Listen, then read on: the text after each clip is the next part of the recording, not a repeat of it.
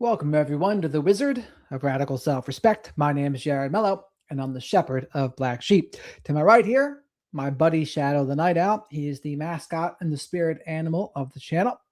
And today, what we're going to do is, I think we're going to go over a very good video that the lead attorney did 11 months ago now. And I think if Karmelo's family would have taken these suggestions, I think the result that they saw the other day, which was Karmelo was sentenced to 35 years, up for parole in 17 and a half. If they took this advice, I bet you it would have turned out a lot better for Karmelo. Mavs and D, what is shaking? And it's always Mavs and Hubby, of course, right? As you come in here, remember to like the video because likes are free. Love tap that like button, subscribe to the channel, say hello to the flock of black sheep. Also, as always, super chats, super stickers, and becoming a channel member or gifting channel memberships, great ways to support the channel. They help me pay for Shadow the Night Owl's soy-free hootie snacks. Shadow is very hormone conscious after all. Testosterone is important to him and me. Sweet Caroline and Autumn, how are you both? Welcome back. We did our members only live stream earlier tonight. For all of the members. I saw many of you in there. Hello there, April. How are you? Glad you're staying awake, Bethany. This is a very good video we're about to be going over here by the lead attorney. And it shouldn't matter, but to many people it will matter. But the lead attorney is a black man. So let's go over this video without further ado, without further delay. Hello there, Deb. Shadow and I welcome you.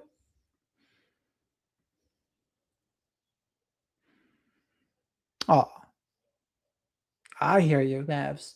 We're living the dream, Autumn. We're always living the dream. So this is the lead attorney. I think most of you are familiar with him. But these are some very good suggestions that he made.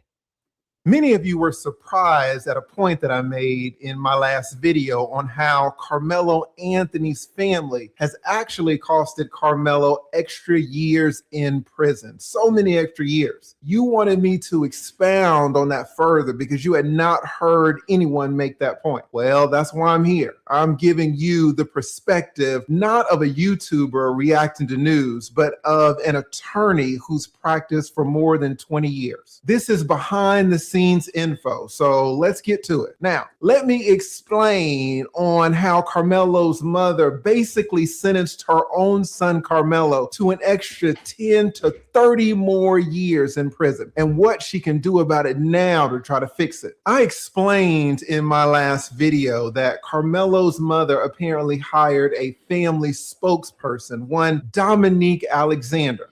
This Dominique calls himself a minister of justice, whatever that is. Dominique is a convicted felon. He's alleged to have beaten his girlfriend. Then he got a new girlfriend. And when that girlfriend left out of the apartment, the good minister grabbed that woman's 2-year-old baby and shook him until that baby got brain damage. The good minister pled guilty in that case to felony charges and was in prison. Now, this is the man that Karmelo's mom chose to speak on Karmelo. This is their choice, by the way, to speak for the family. Perhaps not the best choice considering what he was convicted of. And the family's behalf. The good baby shaking minister. The minister did exactly what you would expect a convicted felon to do when handling Karmelo's case. He absolutely destroyed it. How? He ostracized the most important person in Karmelo's case. Now, who is that? Is that the judge? No. Is that the prosecutor? No. The most important person alive in Karmelo's case is actually Jeff Metcalf, the father of the young man that Karmelo Anthony killed, Austin Metcalf. The father, Jeff Metcalf, is the linchpin to Karmelo's entire future. Let me tell you that in a murder case where the victim is gone, the case lives on through the victim's next of kin. When a parent has to bury his child, everyone looks to that parent to gauge how to react. Judges consciously and subconsciously look at the parent's facial expression when they're testifying on the witness stand. Prosecutors run all their plea offers through the parents. Reporters knock on the parents' doors for statements, and they aim their cameras at the parents when the verdicts drop. And the jurors, oh my goodness, the jurors hang on every word of the parents. Notice every little movement, every gesture. In this case, Jeff Metcalf, the father, is not just a spectator in the case. He's the conscience of the entire community. If you win Jeff, you win all the sympathy. But if you alienate him, you can go to prison. So pause. The entire chat is talking about something not even related to the video. But Alex from Criminal Network being arrested in front of Nancy Guthrie's case, or Nancy Guthrie's house. I mean, I'm kind of getting annoyed at all of those people that are just like, what? Like they're just trying to get attention on them by being ridiculous in front of Nancy's house. Like what the hell's going on over there? Like it's actually kind of annoying to me.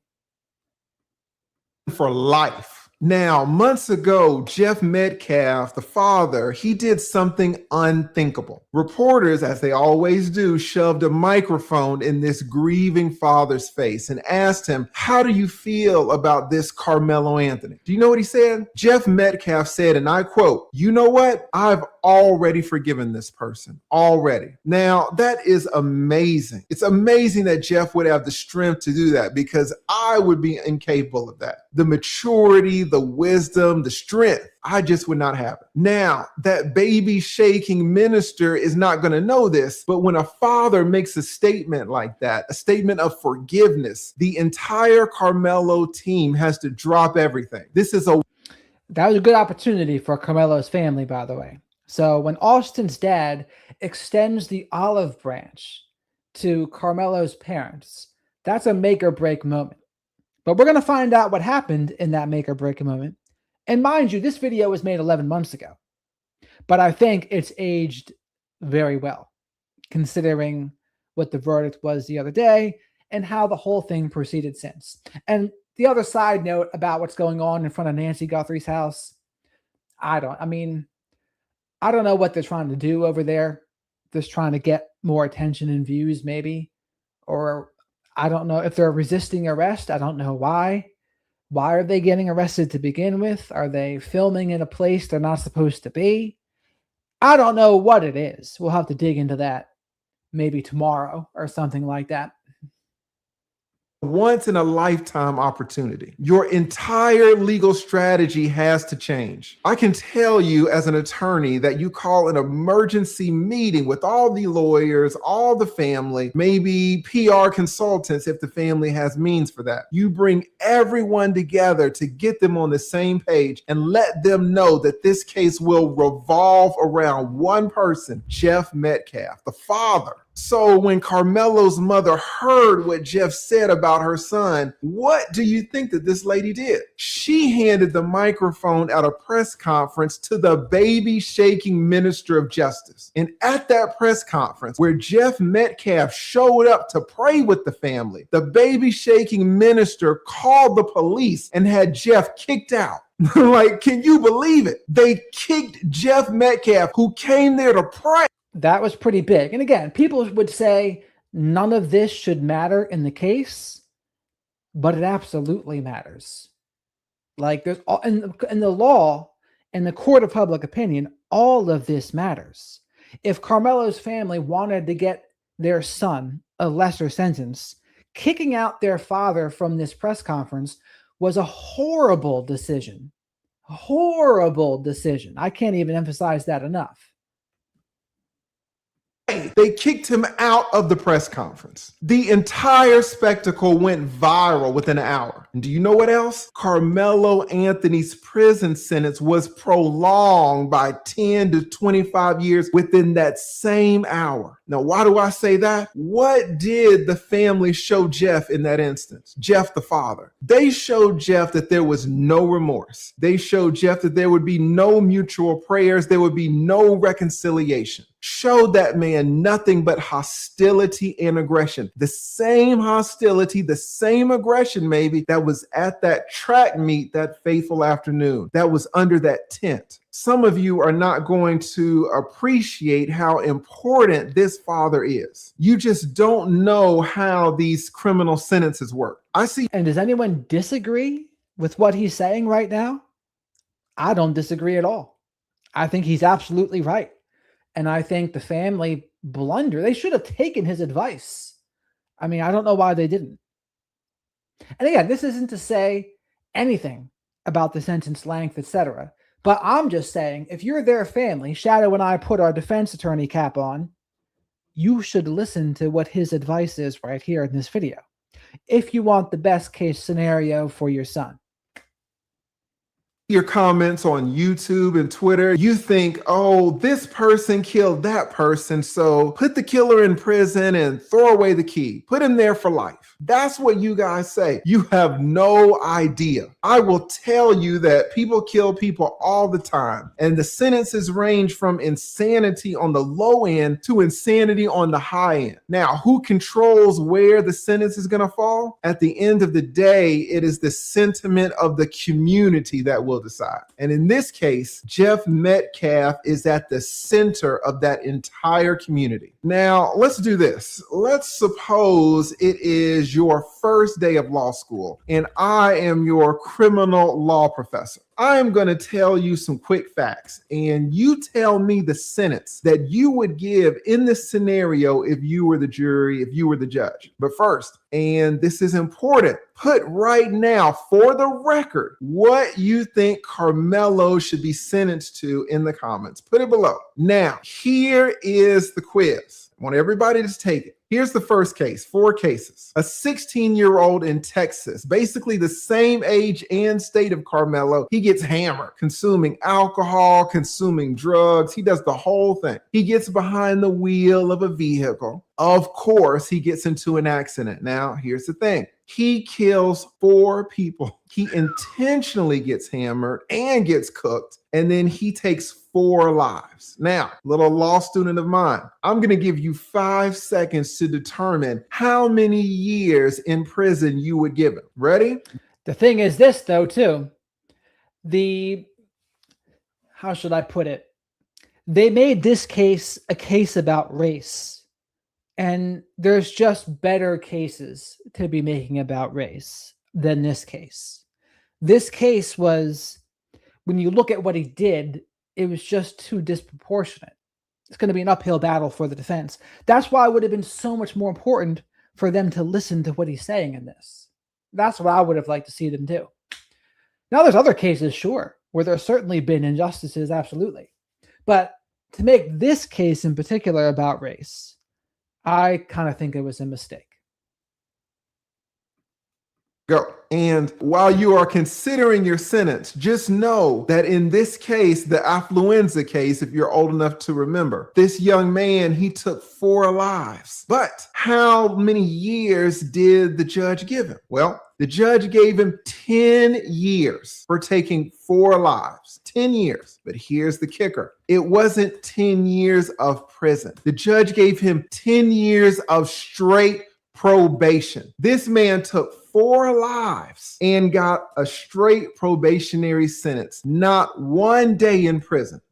Did you guess it? Did you guess 0 years? Now, here is the second of 4 scenarios. A football player gets hammered just the same. He gets into his Bentley, he's an NFL player, and starts speeding. Of course, he runs over a guy, kills him dead. How many years in prison did this NFL player get for the killing? Now, the victim is gone forever. You got 5 seconds to guess. How many years? And that was Dante Stallworth, for those who don't know.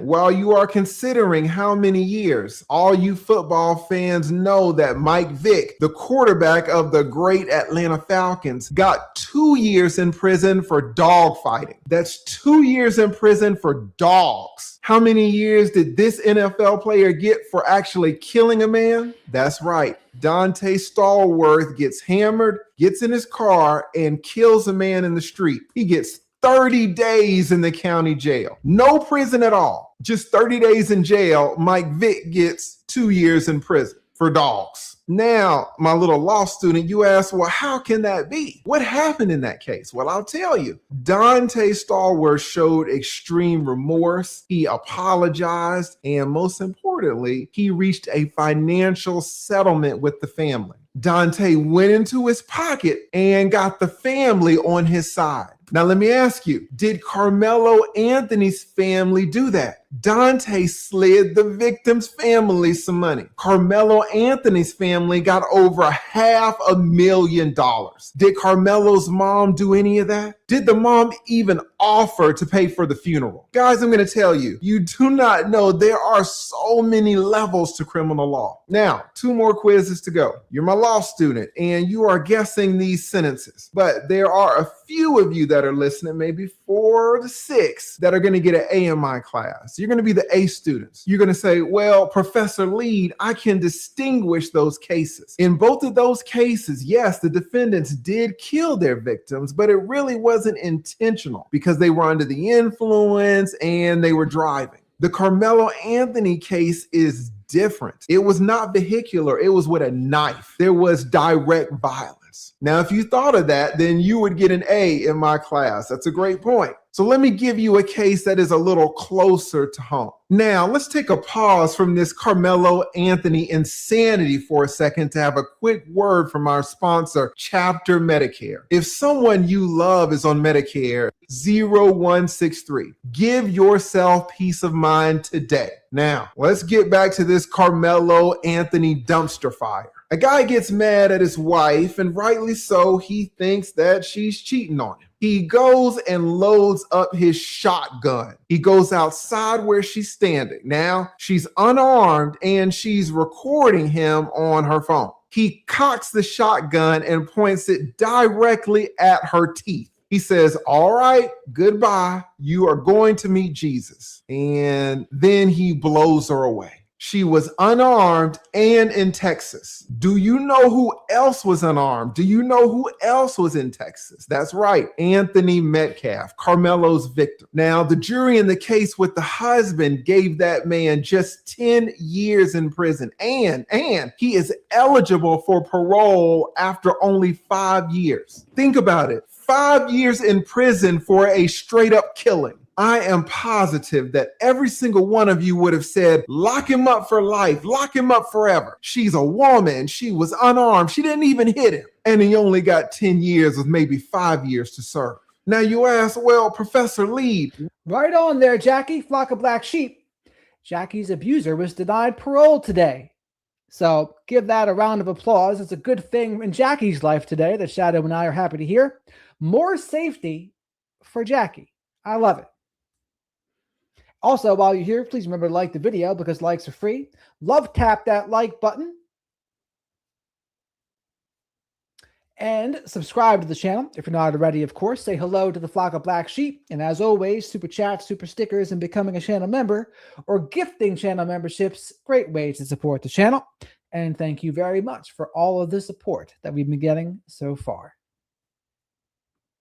Why so little time? Well, the defense team in that case did a great job of humanizing the husband, humanizing the killer, and getting the jury on his side. The jury didn't hate the killer. In Karmelo's case, do you think the jury would hate Karmelo if Austin's father, Jeff, pleaded with the jury for mercy, pleaded with the jury for grace, is seen praying and reconciling and crying with the Karmelo family? Everyone in that courtroom would be crying, listening to Jeff's victim impact statement. The judge would be crying. The bailiffs would be crying. The attorneys would be crying. The jury, Believe me, everyone in that courthouse would have their eyes full of tears. At the end of the day, we are all human. Karmelo would have been spared. He would have not gotten a lot of time. You can absolutely get a judge and jury on your side. You just have to know how to do it. Now, and this is the last case, and this is for all of my A students. Let's go back to the vehicular homicide cases. You think that you can get off easy by...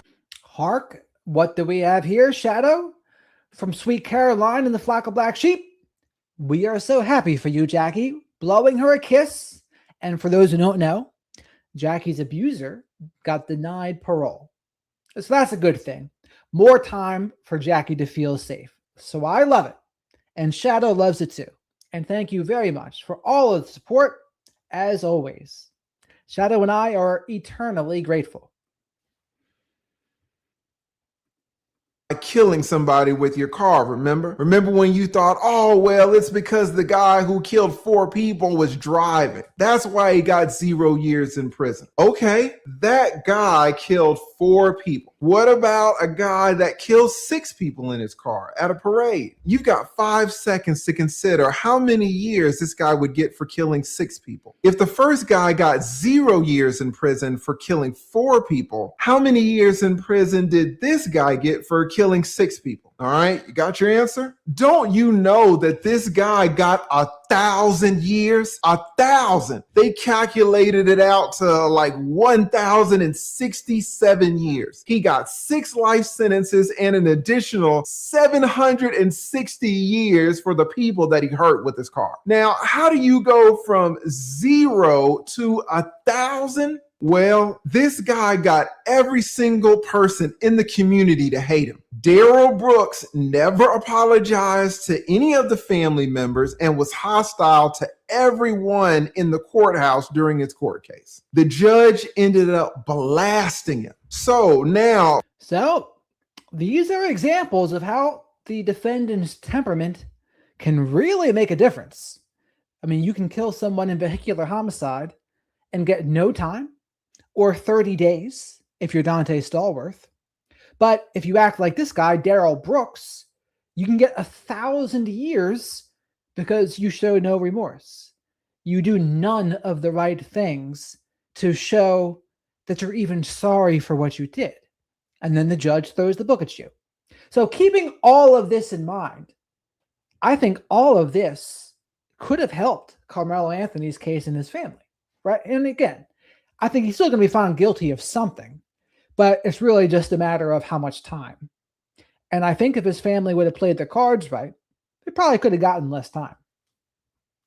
My law student, you can see the importance of getting the families, getting the community on your side. It can be the difference between 0 years and 1,000 years. Is the Karmelo family doing that? Is the Karmelo family getting the Austin Metcalf family on their side by kicking out Austin's father at the press conference? It's insanity how they are handling the Karmelo case, and Karmelo will pay the price. Now, people have asked, they said, well, Lee, if you represented the Karmelo family, how would you have handled it if Jeff Metcalf showed up at the press conference? Guys, there are so many ways that this press conference could have been used to benefit not only Karmelo, but both families' entire well-being. I would have already talked to Karmelo's family about how important Jeff is to the entire case. Hopefully, the Karmelo family would have already communicated with Jeff numerous times, expressing remorse, expressing sorrow, offering apologies for the incident. And if Jeff shows up at that press conference, guess what? We are not having a Karmelo press conference anymore. We are having a joint press conference. And guess what else? Jeff Metcalf gets the microphone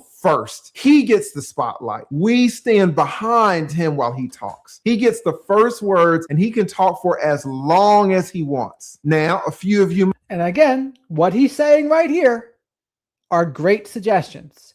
Shadow and Jared, the defense lawyers, say, yes, they should have listened to the lead attorney. This video is out there 11 months ago. Let Jeff, if he wants to extend the olive branch, You let him do that, and you grab hold of that olive branch. And here's the thing, though, right? It takes some humility to do some of that too. Granted, it shouldn't have, because Jeff's the one who lost their child, not Karmelo. His parents didn't lose their child. Jeff's parents did.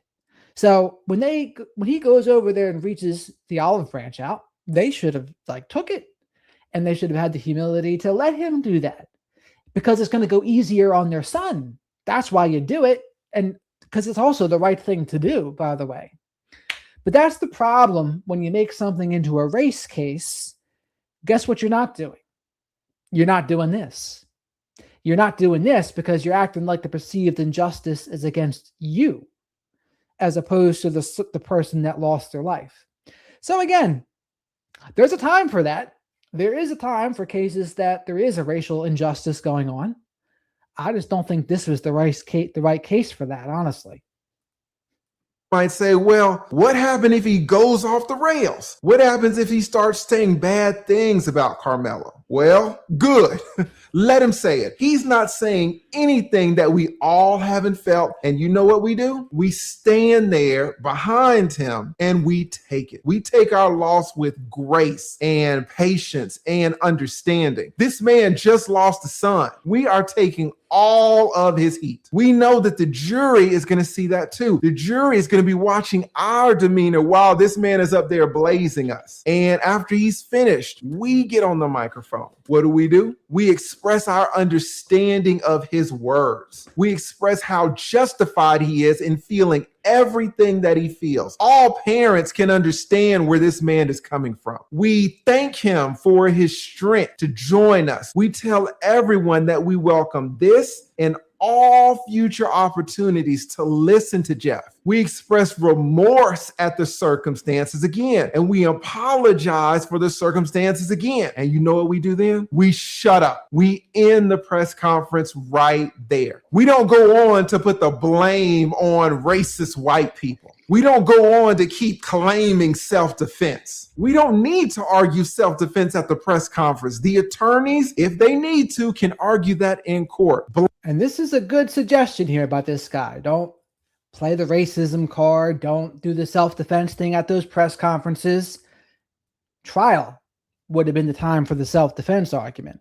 So again, it's like, do you want the best outcome, or are you doing something else? Are you doing something else, or do you want the best outcome? Because they're not always the same thing. Blaming white people and screaming self-defense gets us nowhere. We have to be intelligent for once in our lives. We end the press conference on the best note possible. The jury is going to see it. If the press conference goes off the rails, it's not going to hurt us because, again, everyone can understand where Jeff is coming from. And Jeff is always free to say those things anyway, inside the press conference or out. So we take the risk. But you know what? Because of what Jeff expressed in the past and because of the man that Jeff Metcalf is, I bet that press conference would not have gone off the rails. I would bet that it would have been beautiful. And like Jeff said, we would have prayed together and sought reconciliation together. And that would have been the start of getting so many years off Karmelo's prison sentence. So what needs to happen going forward? If the family hired me, the lead, to consult with them on this case, here is what I would tell them. First, and this is number one, fire the baby shaking minister of justice. Fire that man immediately and publicly. Let everyone know that he is no longer on the team. We've got attorneys now. We've got the lead. That would have been a good move for them to do that, but of course they didn't. Consulting now. We definitely don't need baby shaking convicted felons representing us. Second, I would appoint Jeff, the father, to choose a new spokesman. I'd tell him to think of someone like a retired pastor, a real pastor, or a retired judge with impeccable standing. We are giving Jeff the control of this because Jeff is the person who can do the most to help Karmelo and to heal the community. Third, I would tell the family, Karmelo Anthony's family, to cut a check to Jeff immediately for restitution of the funeral. Then give him some more money for counseling, maybe some more money for a memorial. I'm thinking at least $50,000. And here's the thing, we do it quietly. We don't tell a soul. It'll show Jeff our commitment, and maybe Jeff will mention it to the community later on. But even if he doesn't, fine. We still give him the money privately, and we give it to him right now, 24 hours. Then I would also set up a new GoFundMe, and I would add Jeff as a co-trustee to that. The new GoFundMe would be for a scholarship fund in Austin's name. And we, the Karmelo family, make the first contribution. I'm thinking maybe another $50,000. Now, the Karmelo family has already collected $500,000, and some of that. And I heard they collected all this money and then they didn't really use much for the defense. That wasn't good. But if they would have taken what he's about to say with this here too, creating that fund and then putting money in it, I can almost guarantee you he gets a better result a couple days ago. That's going to be used on the lawyers, even though apparently Karmelo applied for a free lawyer, but we'll talk about that in another video. So the family can afford to give $100,000 to the man who can help their son the most. It's an investment in Karmelo and towards communal reconciliation. Guys, as you can see, there is so much that goes into a criminal case, and Karmelo's mother is so ignorant in hiring a baby shaking minister of justice than hiring someone with true knowledge and experience and wisdom. Do you think that it's possible for Karmelo's mom to turn this around and get Jeff on her side, on Karmelo's side? Or do you think that it's just too late? Let me know in the comments below. You don't have to answer that question. I'll answer the question. You want answers? I think I'm entitled. Now let's see. On to Dr. Grande.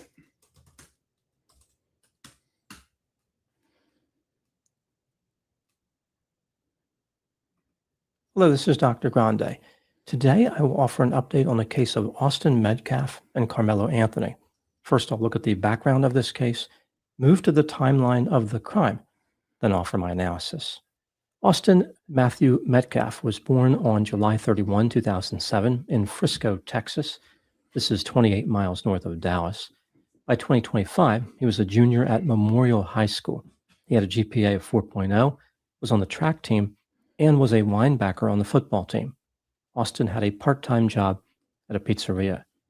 Karmelo Sincere Anthony was born on May 10, 2007 in Baton Rouge, Louisiana. In 2021, his family moved to North Texas. Karmelo attended Centennial High School. This is about 7 miles from Memorial High School, where Austin was a student. Karmelo's GPA was 3.7. He was on the track team and played football. As far as employment, he worked part-time at a Foot Locker store and at an H-E-B supermarket. Austin and Karmelo did not know each other. When they eventually met, disaster quickly followed. Now moving to the timeline of the crime. On Wednesday, April 2, 2025, at about 10 a.m., the police received a report of a stabbing at David Kirkendall Stadium. This stabbing occurred during a track meet. When they arrived, they found that Austin Metcalf had been stabbed one time in the chest. He was taken to a hospital where he died at 10:53 a.m. Witnesses informed the police that Karmelo Anthony was the perpetrator. He was the person who stabbed Austin. An officer found Karmelo in the stadium, approached him, and told him to put his hands up. As the officer closed in, Karmelo said, "I was protecting myself." This statement was made before the officer asked Karmelo anything about a stabbing. As the officer was walking him off the track, Karmelo said that Austin put his hands on him. Karmelo was handcuffed. The arresting officer informed another officer that the alleged suspect was in custody. Karmelo said, "I'm not alleged. I did it." He did not appear to understand what the word alleged meant. A person can be accused of a crime and be guilty of that crime at the same time. As Karmelo was being walked toward a police cruiser, he asked if his actions could be considered self-defense. So he was looking for legal advice from the police who were arresting him. Referring to Austin, Karmelo said, "He put his hands on me. I told him not to." Here is what the police found during the course of their investigation. Austin and Karmelo were both at the stadium that day, representing their respective high schools for the University Interscholastic League District Championship. Due to a thunderstorm, the track meet was delayed. Competitors moved under tents, which had been set up in the bleachers. There were separate tents for each team, and generally students stayed under the tents corresponding to their high school. Just before 10 a.m., Karmelo Anthony sat under the Memorial High School tent after being invited by a student who was already under the tent. There were about 15 students under the tent at this time. Karmelo attended Centennial High School, not Memorial High School. However, it was not illegal for him to be under another school's tent. Unusual, yes. Illegal, no. He may have accepted the invitation because his high school did not have a tent. Austin Metcalf's twin brother Hunter told Karmelo to move out of the tent. Right after this, Austin approached Karmelo and repeatedly made the same demand. In response, Karmelo opened his bag and reached inside, saying, "Touch me and see what happens." Witnesses said he made that statement multiple times. Initially, Austin said, "I'm not going to fight you at a track meet." Right after this, Austin touched or pushed Karmelo on the shoulder. Witnesses described the contact in different ways. Some suggested that Austin gently touched Karmelo's shoulder with one hand. Others said that Austin pushed both of Karmelo's shoulders using two hands. Many witnesses rated the aggressiveness and severity of the contact somewhere between those levels. Karmelo produced a folding knife with a 3.5-inch blade and stabbed Austin in the chest one time before running away. Austin grabbed his chest, said, "I think I got stabbed," and requested assistance from bystanders. The police were able to recover the knife used in the killing. Karmelo had left it in the bleachers. On April 14, 2025, 12 days after the fatal stabbing, Karmelo Anthony was released on bail. On June 24 of that year, a grand jury indicted him for murder. Karmelo Anthony's trial started almost 1 year later, on June 4, 2026. 5 days after that, on June 9, the case went to the jury. They had the option of convicting Karmelo Anthony of murder or the lesser charge of manslaughter. After deliberating for less than 3 hours, the jury convicted him of murder. In Texas, murder is a first-degree felony and has a sentencing range of 5 to 99 years in prison or life in prison. During the punishment phase of the trial, the jury was permitted to consider a concept in Texas called sudden passion, which could permit a deviation from that sentencing range. This is not a defense used during the guilt phase of the trial. It can only be used to mitigate prison time in the punishment phase. Sudden passion refers to an offender being overwhelmed by intense emotion caused by adequate provocation at the time of the offense. For example, fear, rage, terror, resentment, or desperation. If the jury found that Karmelo was under the immediate influence of sudden passion, the murder would be considered a second-degree felony instead of a first-degree felony, and the sentencing range would be 2 to 20 years in prison. Ultimately, the jury rejected the sudden passion argument and sentenced Karmelo Anthony to 35 years in prison. He must serve a minimum of 17 and a half years before becoming eligible for parole. This means he could be released sometime around the age of 36. Now moving to my analysis. Karmelo Anthony maintains his innocence, and he has a large quantity of supporters. They argue that Austin provoked the confrontation. Therefore, Karmelo was justified in using lethal force to protect himself. His supporters also argue that the criminal justice system is racist. For instance, none of the jurors in this case were black. The state of Texas, of course, disagrees, arguing that Karmelo responded to a shove with a lethal knife attack. The response was disproportionate. This brings me to the question, was Karmelo Anthony guilty of murder? Let's take a look at the evidence. Let's see what Dr. Grande has to say about this. I'll be curious his thoughts. Both for and against the idea he was guilty, starting with Because I don't know what he's going to say here. I didn't watch this video yet. the inculpatory factors. On the day of the killing, Karmelo possessed a knife. He was at a school-sanctioned track meet. Possessing a knife was against school policy. Karmelo would have been aware of this. All the students knew that they could not carry knives. Karmelo sat under the wrong tent, which prompted Austin to tell him to move. Karmelo responded by provoking Austin with the words, "Touch me and see what happens." One can argue that he was looking for excuses to use his knife. He wanted there to be trouble. Austin touched or pushed Karmelo, which was illegal. However, Austin was not overly aggressive. Karmelo responded by producing a knife and stabbing Austin one time, killing him. The force that Karmelo used was disproportionate to the crime committed against him. Moving to the exculpatory factors. Karmelo was violating school policy by possessing the knife. However, according to an officer who testified during the trial, he was not violating the law in Texas. So Texas is an interesting place because Texas is conceal and carry, which means you can conceal and carry a gun. And if it's not against the law to carry a knife, it might be against school policy, but that's a little bit different than the law. So think of it like this in terms of, because some people were saying, oh, he has a knife, that's intent. Well, does anyone that has a gun that has a conceal and carry, if they actually use it, does that mean they had intent? Not in the eyes of Texas law, it doesn't. Now, in the eyes of a state that's not conceal carry, that's a different story. So it's an interesting wrinkle. It was legal to carry the knife into that stadium. Karmelo only entered the Memorial High School tent after being invited to do so. It wasn't like he just decided to do this on his own. It was unusual for him to be there, but not illegal. Karmelo sat down and did not antagonize anyone. It wasn't like he started harassing people under the tent looking for a fight. One could argue that Austin provoked the confrontation by trying to coerce or threaten Karmelo to leave the tent. One witness testified that Austin told Karmelo something to the effect of, "You need to move before I beat your blank." The blank rhymes with crass. If Austin said that, that would constitute a threat against Karmelo. This gave Karmelo one reason to be afraid of Austin. There were other reasons as well.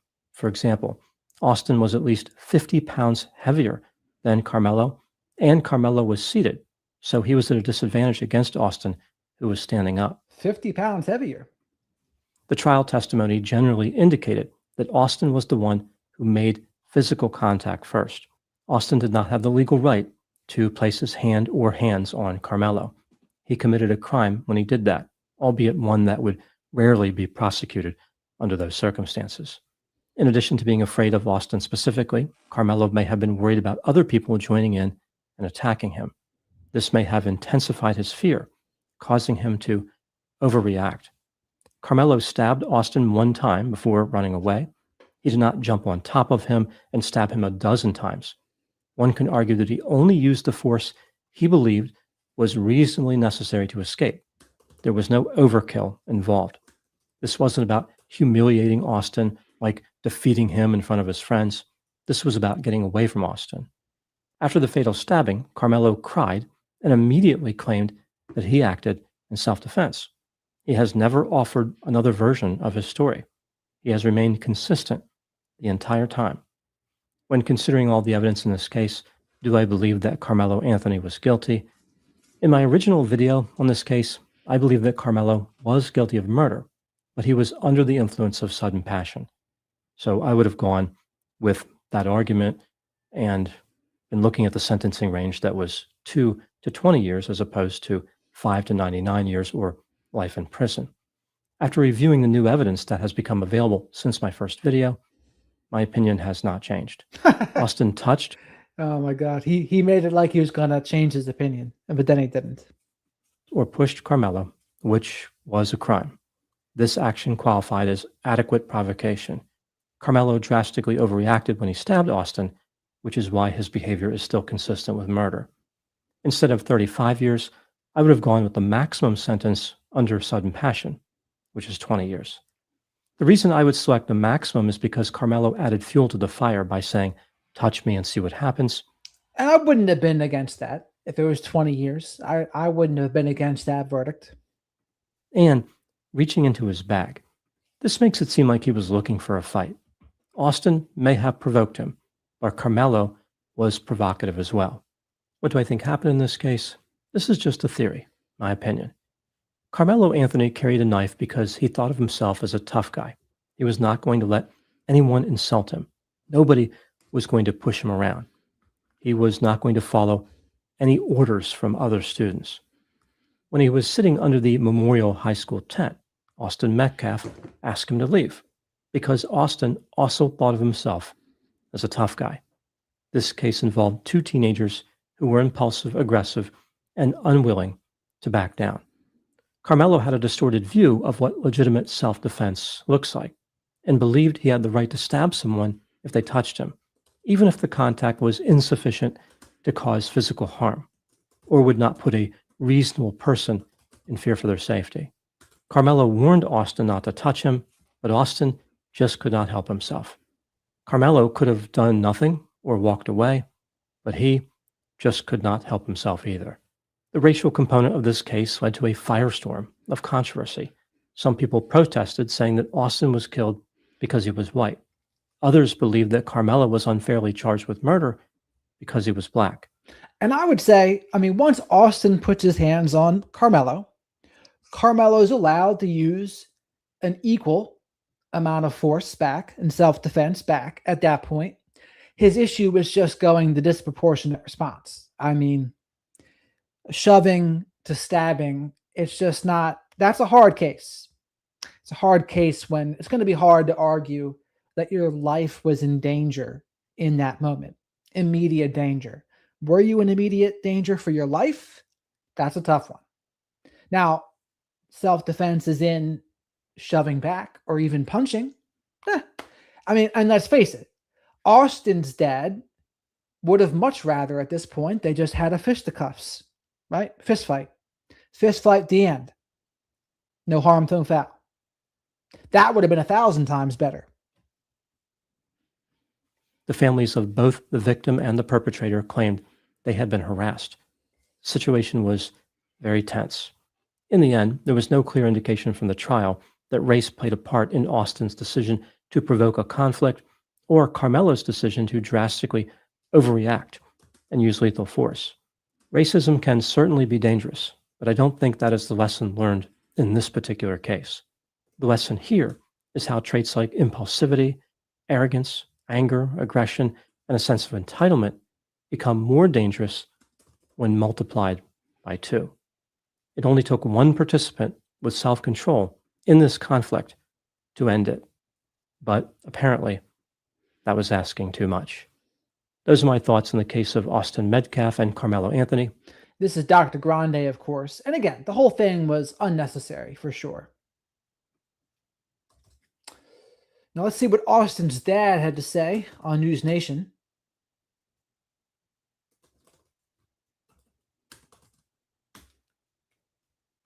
Karmelo Anthony sentences 35 years.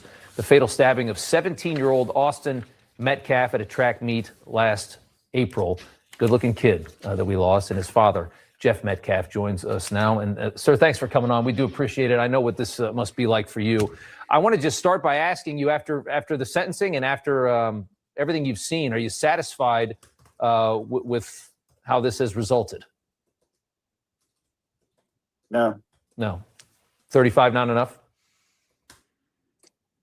It's never about the number. Yeah. The whole thing, satisfaction would be for me to watch Austin walk through my door and hug me. So I don't wish harm on anyone. I actually feel sorry for Karmelo Anthony because I know I can't imagine. I've never been to prison, so but I wouldn't wish that upon anyone. But unfortunately, and this is the guy here, according to the lead attorney, he did try to go and extend the olive branch to Karmelo's parents. And I'm saying again, that would have been a very smart thing for Karmelo's parents to accept at that point. But that was a make or break moment. They didn't accept it. That guy they hired, that was a past felon, they called the police, had him escorted from the property, and honestly, it was all downhill for them from there. And then here you go, 35 years. If they don't do that, and then they take some of the lead attorney's suggestions, I don't think it goes that poorly for Karmelo. live in a society where your actions have consequences. And, as a Christian person, people question me about my forgiveness so quickly. And I had to explain that to everyone. The forgiveness was for me, For you. so I wouldn't carry the rage and the hate. It doesn't excuse his actions. It's not that, it's okay. It's not okay, but it's unfortunate you chose the decision to take my son's life. But you do have to answer for that. What do you think this young man whose parents are so forcefully defending him, saying that he was simply defending himself, which is outrageous when you look at the actual testimony in the case. What do you think he was trying to do that day? Well, this is the big question I have. If you're claiming self-defense,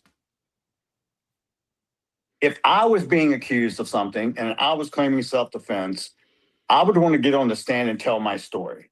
I would want to explain exactly what was in my mind, what I was thinking, and why I reacted in the way I did.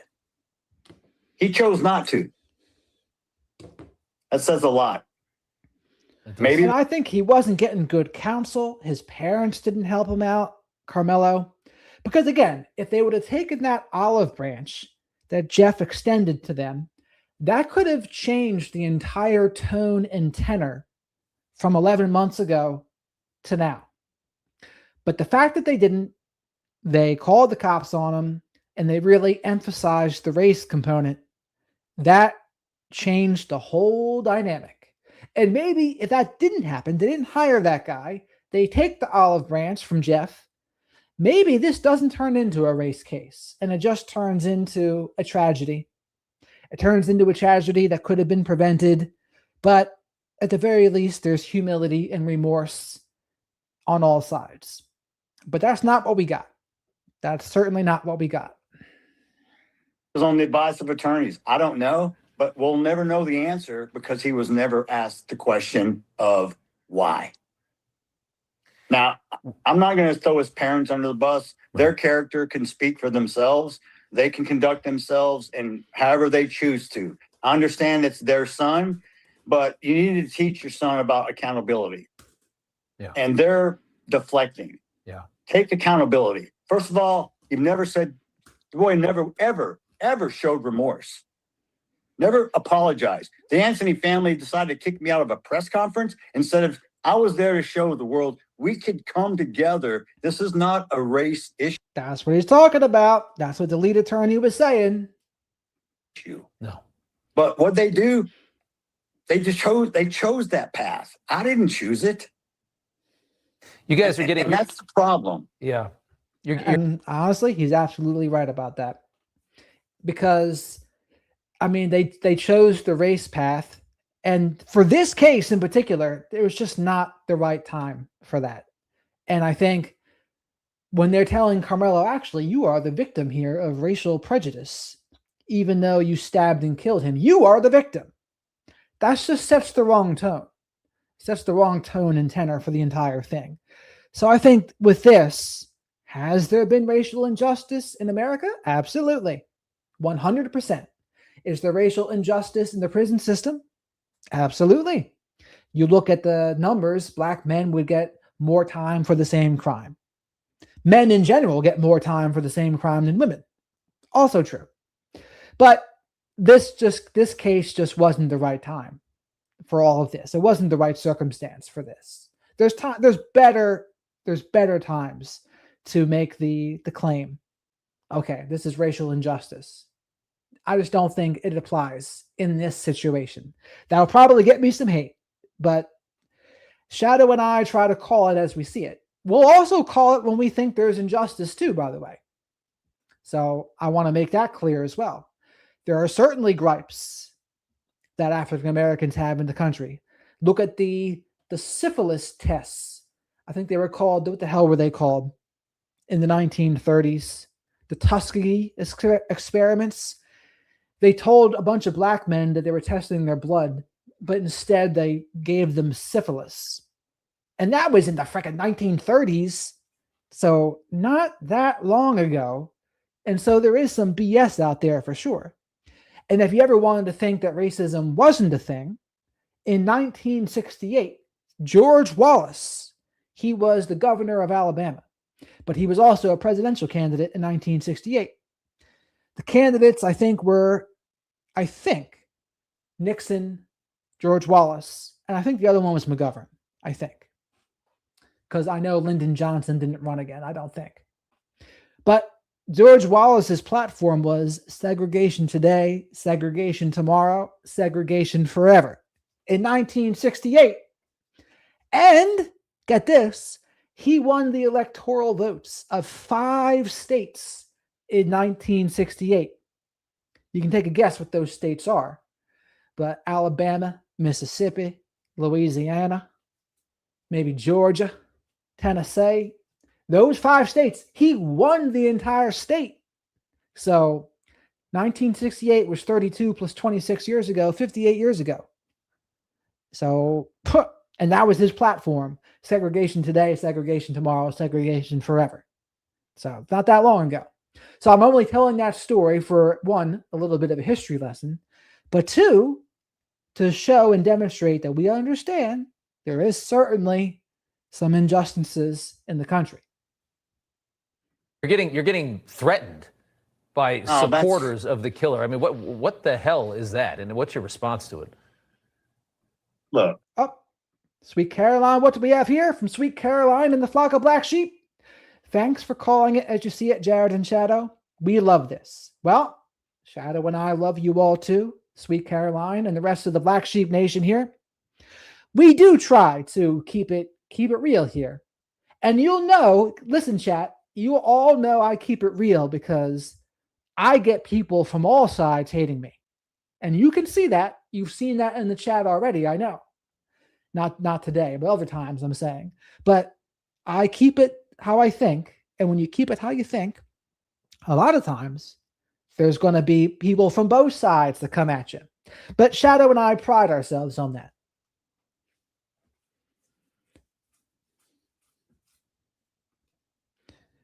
So thank you again, Flock of Black Sheep and Sweet Caroline. We greatly appreciate it.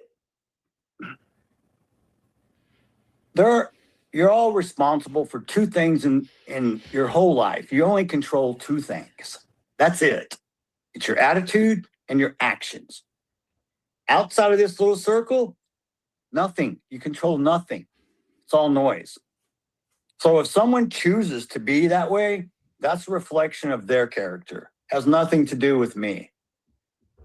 When I go to heaven, I feel that my faith and the way I have conducted myself to the best of my ability, I'm not perfect. No, I'm human. I have anger, rage, emotions.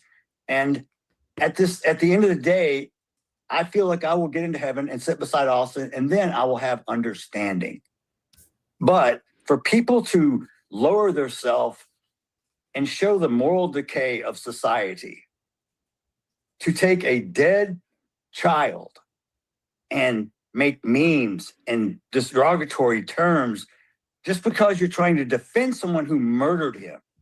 I don't understand the concept, or what are you teaching our future children? Because I'm only going to be here probably maybe 20, 30 more years. Yeah. But I'm more concerned about the future of our children. Those are our leaders. Those are the people that are going to carry on after I'm gone. What does that future look like? What are we teaching them? Yeah. I can't fathom. I can tell you're a good dad. I can tell you raised good boys. I'm so sorry for what happened, and I that doesn't even begin to cover it. But I appreciate you coming on and telling us your side of the story, because it's just such a terrible story. And I see that picture of your boy, and he just looks like such a good kid. Lost way too soon. I'm proud of both my boys. Yeah. And I still have 2 sons. Yeah. Just one's upstairs and one's here. It's okay. They, Yeah. I can't speak to the bond of a twin because I'm not a twin, but I witnessed it and I saw it. And my boys were, the lies that were spread where I under a gag order where I can't defend my dead son. The mental health issues that it caused me, the strain, the stress, physically, spiritually, mentally.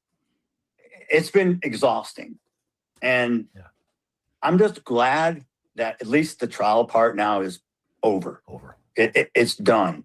Because I woke up every day with this dread and anxiety for 12, 14 months. Yeah.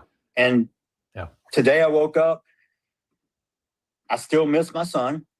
He's still not coming home. But at least I don't have to sit there and relive it in the courtroom.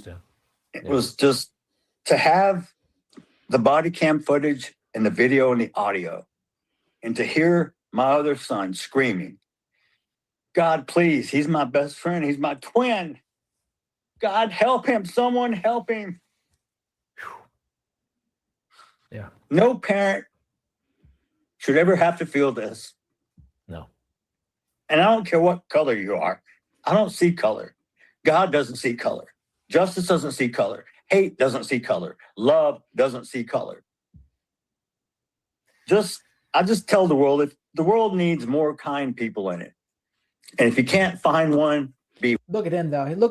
He's aged a lot since the pictures where you've seen him with both of his sons, and understandably so. Ever since this happened about a year ago, last April. one. Jeff, I want to thank you so much for coming on tonight. God bless you and your family. Thank you, sir. Thank you. You know, everybody's reporting the same stories, the same spin. You turn the channel, it's always the same. But not us. We're different. We report the real news. No spin, just the facts. Turn to us, and you won't turn back. Tune in to Rob Schmidt tonight on Newsmax. Tiger's banned forever. You will not be telling Jackie that again. A name calling is not allowed. I call out all name calling, but that's not. No. There's no reason for that.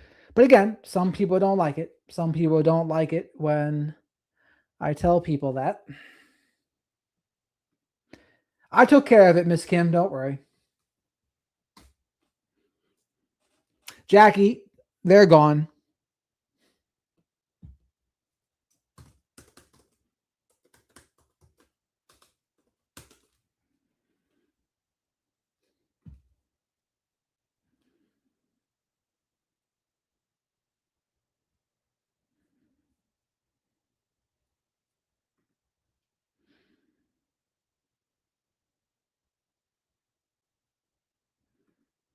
Well, it looks like I called it wrong on Karmelo Anthony.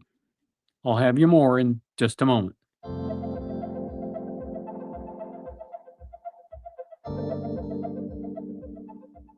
Hi, Tony DeWitt here. Formerly, I was a Missouri attorney in active practice. Then I retired. Then I unretired and started a YouTube channel. And I bring you all kinds of stuff about trials and the law. So no legal advice is given, but stay tuned. This is what we're talking about today. Well, as you all know, the Karmelo Anthony trial wrapped up today. They had closing arguments. It went to the jury, and the jury came back with a verdict of guilty of murder. You may recall that I suggested that I thought the better verdict might have been manslaughter because I didn't think he really had an intent to kill him.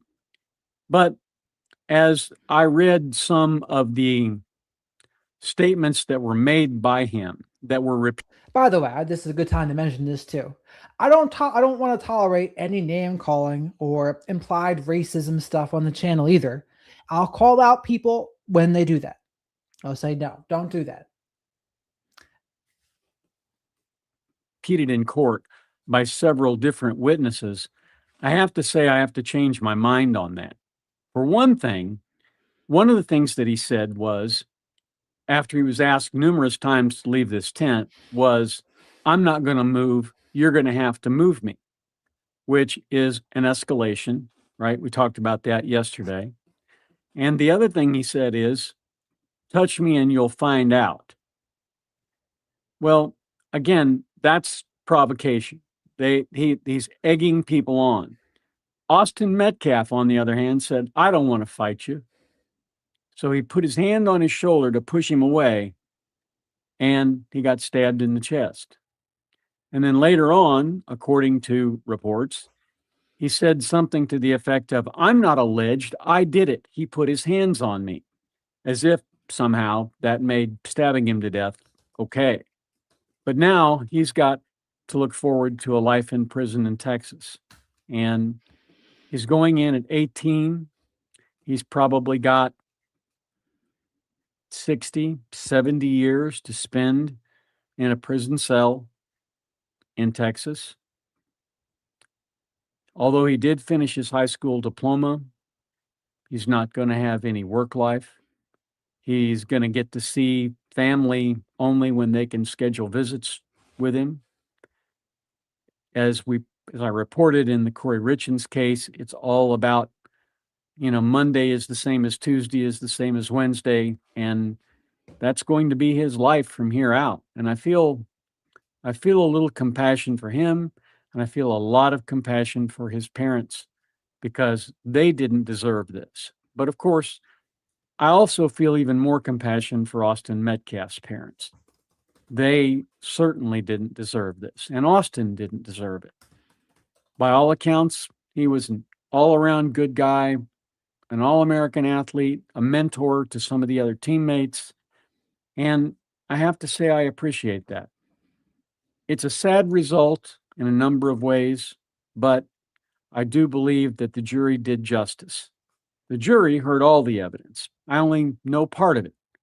And obviously, the part that they heard can. And again, this is where no courtrooms or no TVs in the courtroom, no cameras in the courtroom came into play. We only know what the reporters that were in there told us. That's pretty important too, right? So in this case, there was no breakdowns of the closing arguments, no breakdowns of the whatever else, the cross examinations. We didn't get a breakdown of any of that because we only know what was recorded and the transcripts weren't released. Convince them that this was murder. I'm guessing that the Metcalf family now will have some closure. They will at least know that the person who did this won't be able to do it to anyone else outside of prison walls, which I think will be a comfort to them. I don't know that it will be much of a comfort to his brother Hunter, in whose arms the young man died. Miss Kim, what I'm referring to is there was a person that was very mad at Danielle for giving Neek at Night's her name, complimenting her hair. They were acting like that was basically implied racism because they were commenting her hair, not her reporting ability. And I thought they were looking for an insult where there wasn't one. So that kind of thing also, I'm not for either. Because I know that wasn't Danielle's intention to do that, nor was it Danny Goat's intention to do that either. But at the very least, they know that justice was done. Justice on this earth is often imperfect. To get true justice, we have to wait until we get to the other side.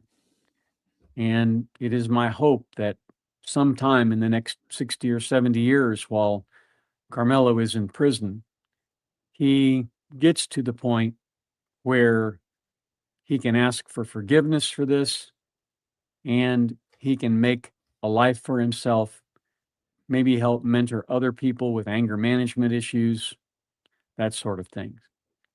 Not everything bad has to come out of this. At any rate, that's just a short update I had for you today. Thanks for tuning in. Thanks for watching my video. I really appreciate it. And today, as you go about your business, would you try to do just one kind thing for somebody? See, look at this. Shadow and I approve of the do one kind thing message. Can you do one kind thing for someone, flock of black sheep? I don't think it would be a problem for many of you. It doesn't have to be a big thing. You can open a door for somebody who has their arms full. You could buy somebody a Coke. You could let the manager know when somebody did a really good job for you at the grocery store or at Walmart or someplace else. There are all kinds of things we can do to make people's lives better. And a lot of times, people will always remember to go to the manager and complain. They very seldom remember to go to the manager and say, hey, that guy over there in produce is top notch. And doing a small part to improve the world here, Tony DeWitt, because he's absolutely right. Especially in the social media era, people are 1,000 times more likely to complain about something. This goes for in person too. People are more likely to complain about someone doing a bad job than they are to say, you know what, that guy did a damn good job, or that woman did a damn good job. I want you to recognize them.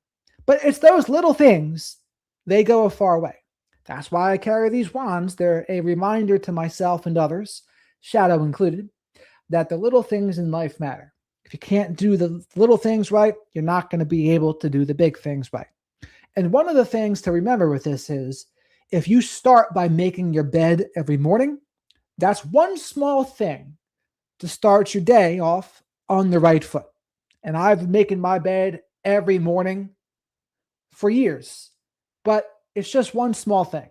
And one task completed can make it easier to complete other tasks. I got this from Admiral McRaven's "If You Want to Change the World, Do These 10 Things." I think it was a 2014 Austin commencement speech, but very good speech, by the way, if you haven't seen it yet. I think it's really important to do that because I want to make the world a better place. I know you're here probably. What we have here?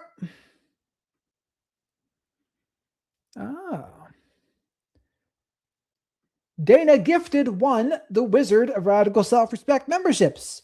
Shadow and I appreciate that, Dana. So tonight was one of the members-only live streams. The next one will be next week.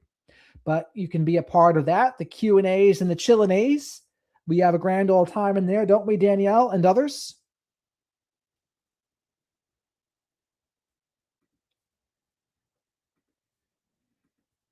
Because you want to make the world a better place.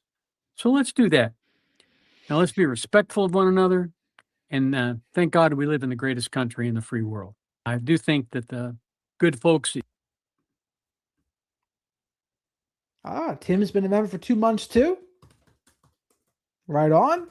Shadow and I love to see it. Let's see if Tony Bruschi talked about this case. I don't know if he did or not, honestly.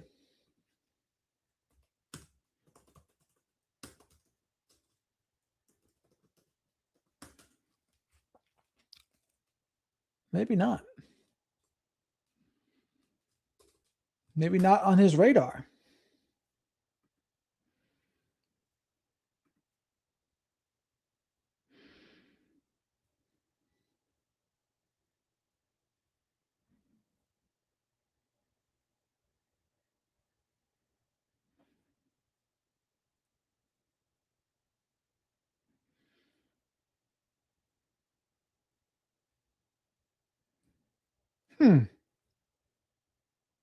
Interesting.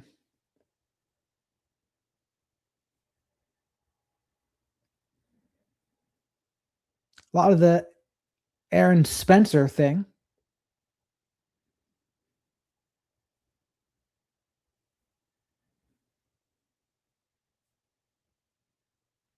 D4VD. But I'm not seeing any Karmelo Anthony. How about that? Tony. That surprises me.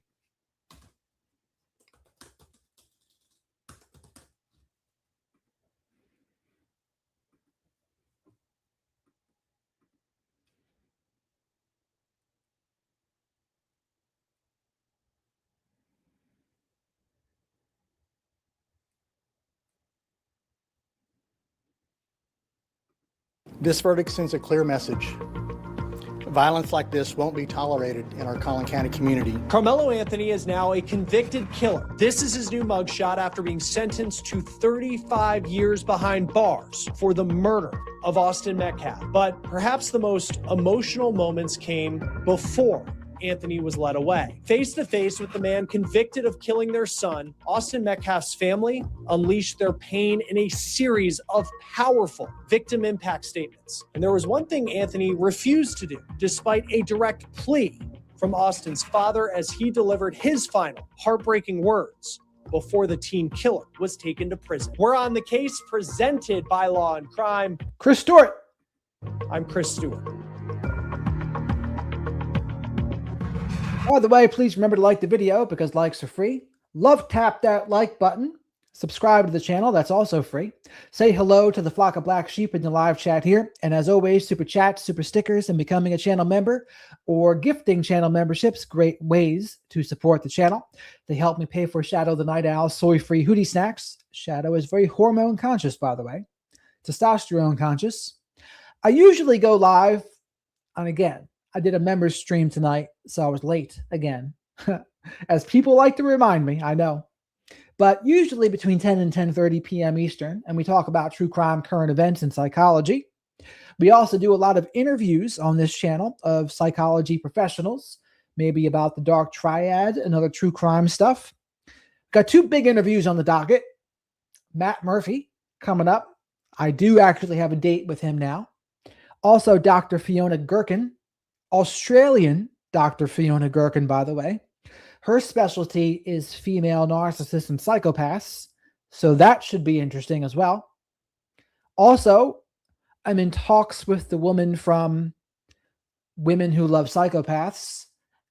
Jennifer Young is her name. Hopefully we can set up a time to talk to her. It's not confirmed yet, but I am in touch with her too. So we have a lot of good interviews to look forward to here.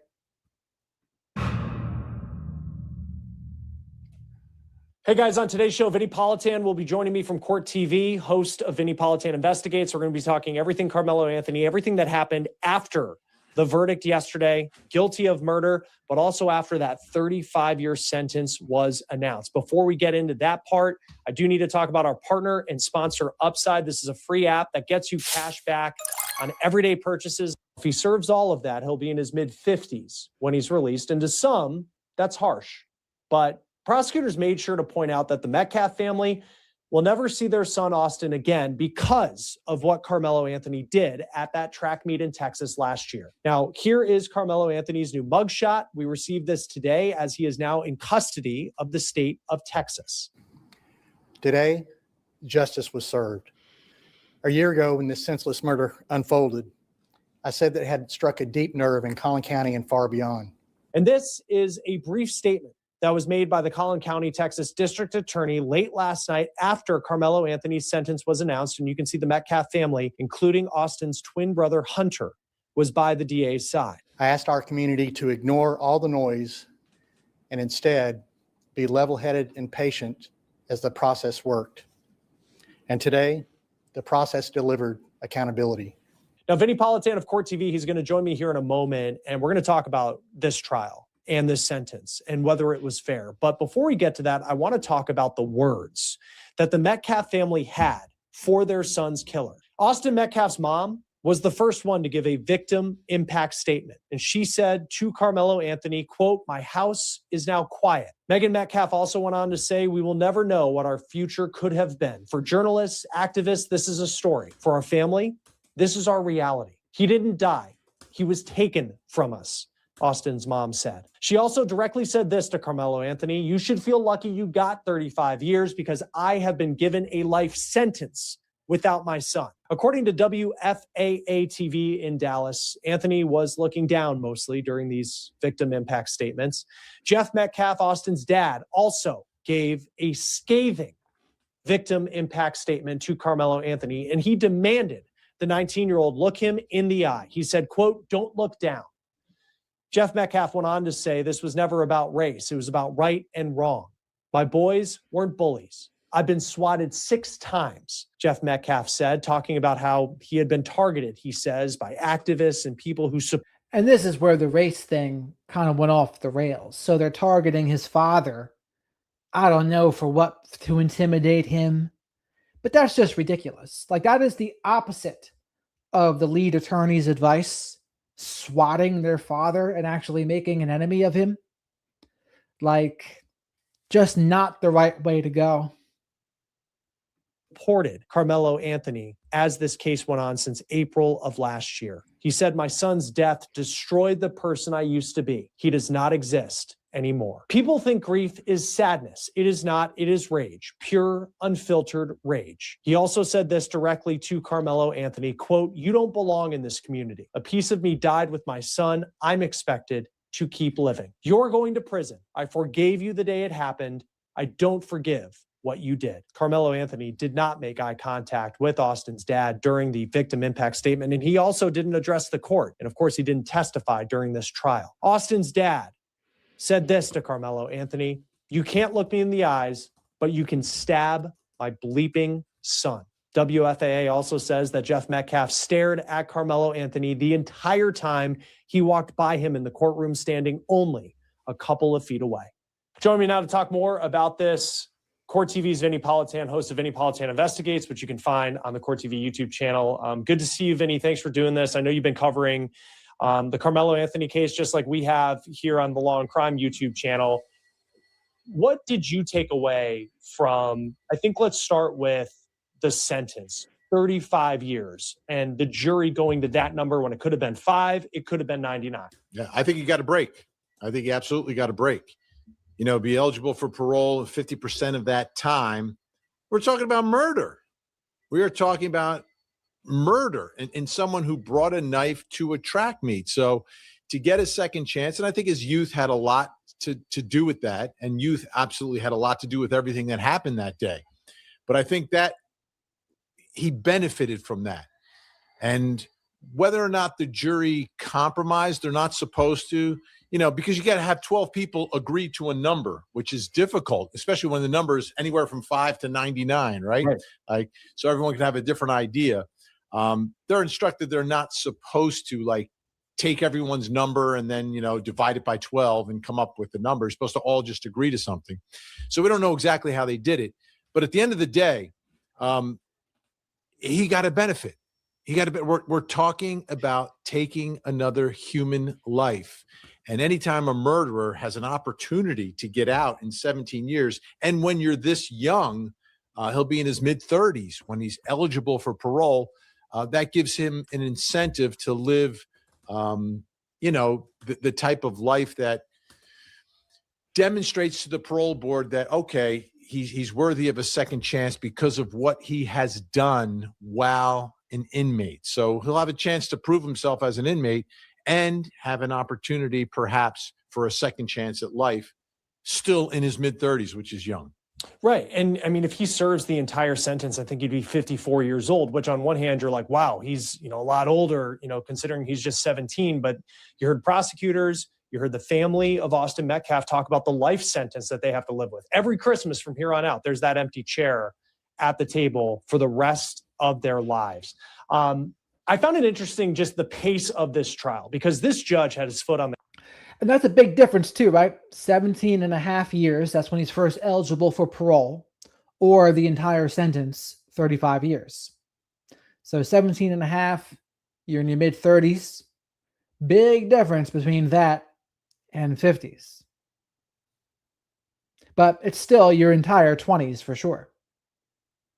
Gas. It seems from the very beginning. We did 9 hours on Saturday. You know, Cody Thomas was in the courtroom throughout the entire thing. But then you reach this moment where the verdict comes in, and within an hour, less than that, Karmelo Anthony's mom is on the stand, and she's now defending her son when it comes to the punishment phase. What did you make of that part of the pace of this trial, that we get this verdict, and then immediately we're going right into having the same jury decide what his sentence was going to be? Yeah. Texas justice is a little different than most of the states that we cover. In most states, you know, you're convicted. All right, next week, next month, maybe in a couple months, you come back for your sentencing. The lawyers take their time to put together their arguments. They may file some briefs. They may collect letters. But in Texas, you got to be ready. You've got to be ready because it's being determined by the jury. So we're not sending the jury home for a month. So if you're a criminal defense attorney in Texas and you've got a 17-year-old's life in your hands, and yet you may believe that he's innocent, you may believe you're going to win the trial, but you have to be prepared for the moment that you don't. And I thought they could have done a lot more. I mean, a whole lot more, especially in front of a jury. Like they did. The sentence was, you know, again, I still believe he got a lot of benefit from his youth, but you could have put on expert testimony about a 17-year-old's brain and how it works. We've seen that in other cases. You could have had people assembled and ready to talk about his life up until the point that he took the knife and put it into Austin Metcalf's chest. You could have talked about a whole bunch of things just to put mom up there. Like, I get it. It may have had some impact, but this was in Texas. The battle is the trial. And then if you lose, there's still another battle over the sentencing, because it's not automatic. There's so much discretion, and it's another chance. And we've seen this through the years of court TV in Texas, where, oh my goodness, they were convicted, and one side feels like they're victorious, and then the sentencing comes down and everything flips, and they're like, that's all the time they're getting, right? So I thought the defense was unprepared for this verdict, unprepared for this moment. And from the way it's been described, it seems that their client, Karmelo Anthony, also was unprepared. Yeah, I mean, Cody talked about how stoic Karmelo Anthony was throughout the entire trial, even like the heaviest points of, the body cam video, the 911 calls, some of the testimony from some of the coaches who were there, and there just was not a lot of emotion. And then when that guilty verdict came in, it just appears that there was a release of that emotion. One more thing on the sentencing part too, and it was the sudden passion argument in this, because if the jury found that this was done in sudden passion, which I do feel like we hear a lot in like domestic violence cases, where you may have someone who in that moment ends up killing their partner, and it's just because in that moment there was that sudden passion that led to it. If sudden passion was found, it'd be 2 to 20 years, which is a completely different kind of situation we could be dealing with today. But I also felt like, looking at this, we had gone past the point where sudden passion could have been entered in, because by the time you had the guilty murder verdict and you had been arguing that this was self-defense, it just doesn't feel like sudden passion then fits into that, because you would have to believe that Austin Metcalf provoked Karmelo Anthony. And by the time that you have that guilty verdict on murder, like, we're already past that point. Yeah. And the jury is the fact finder, right? So they figure out collectively what they believe happened here. And let's look at those facts for a second, right? If it's sudden passion, to me, in a scenario like this, would be more like, okay, there's an argument, and then it gets physical, and then maybe you overreact by introducing a weapon, but you like grab something. That's not what happened here. The verbal provocation by Karmelo. Are you talking about where he said it's rage? We also went over an interview he did on News Nation, but I'm looking for it now. I'm not seeing anything specifically. Anthony, the testimony was consistent. He's got his hand in the bag, and we know the knife is in the bag, and we know it's a pocket knife, and it's not folded when he pulls it out. It's ready to go. So the fact that the verbal provocation of touch me, see what happens. Touch me, see what happens.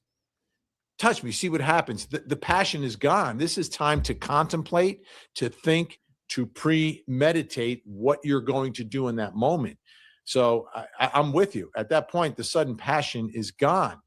And the tricky thing about self-defense is, when you allege self-defense, you're saying that, yeah, you did it on purpose, right? Because there was also an opportunity for manslaughter in this case, which is a reckless standard, right? It's reckless, not intentional. But self-defense is not reckless. You don't recklessly defend yourself. You purpose. So I'm looking for it. It seems like some of the social media is trying to hide it. So that kind of like, it doesn't help him. So see this Instagram here. 78% of you don't have your father in the home anymore. You're your fucking daddy. So see all the shit. Okay. We'll check it up on Instagram.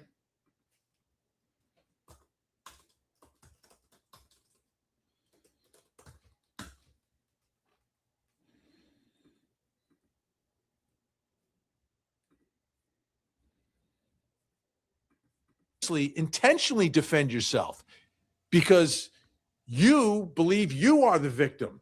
So you are intentionally acting and stabbing Austin Metcalf because you believe you're the victim and you're in danger of great bodily harm or death.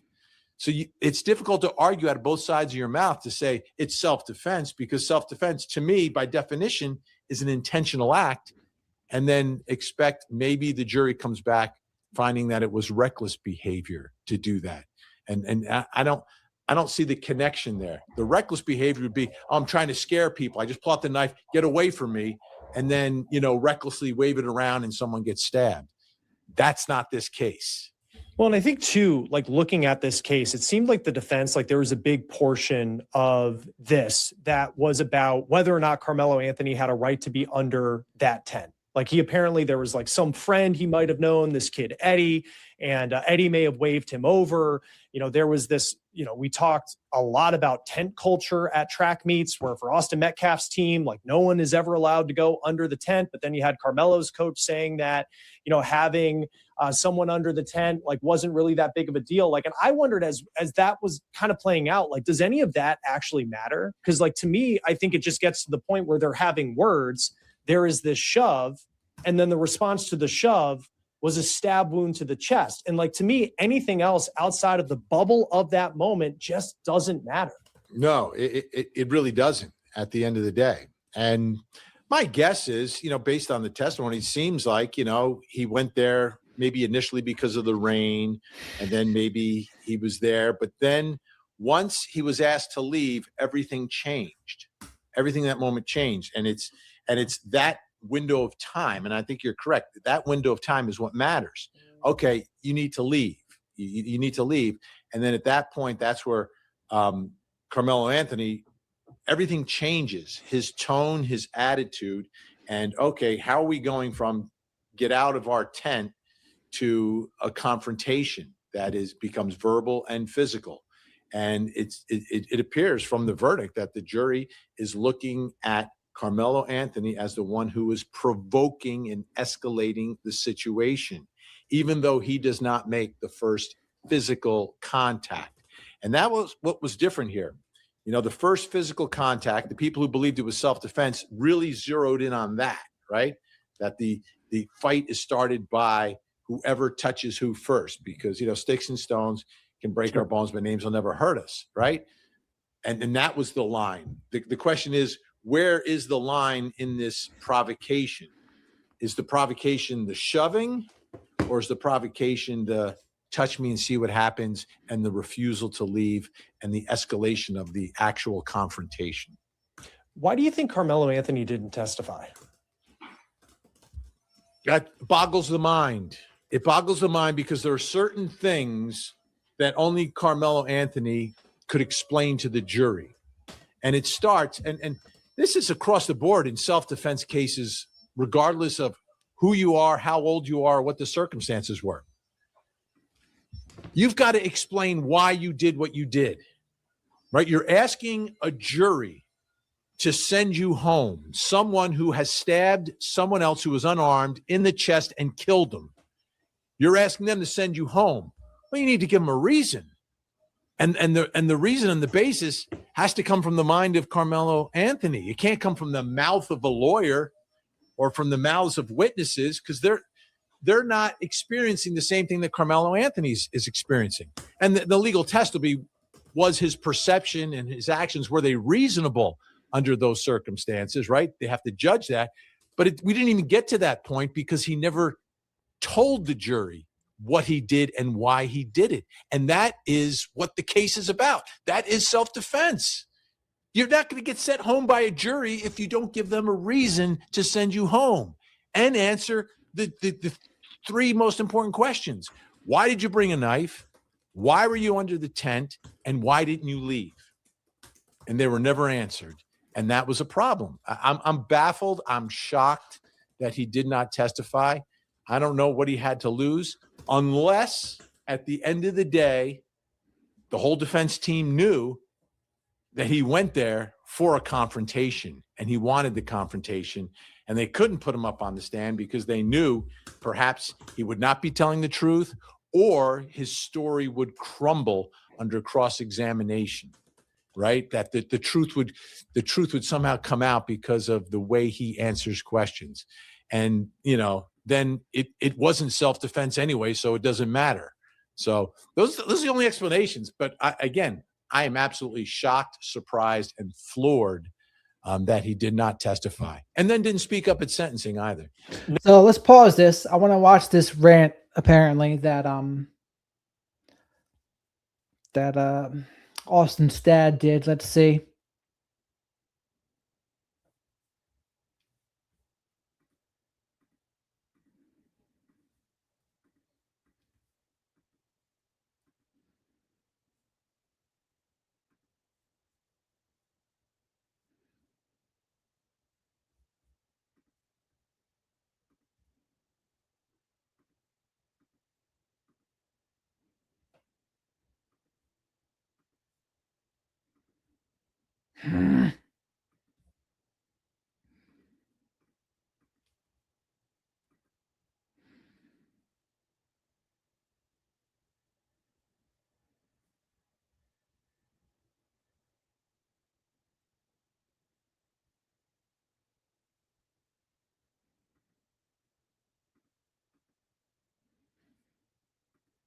Okay, here it is.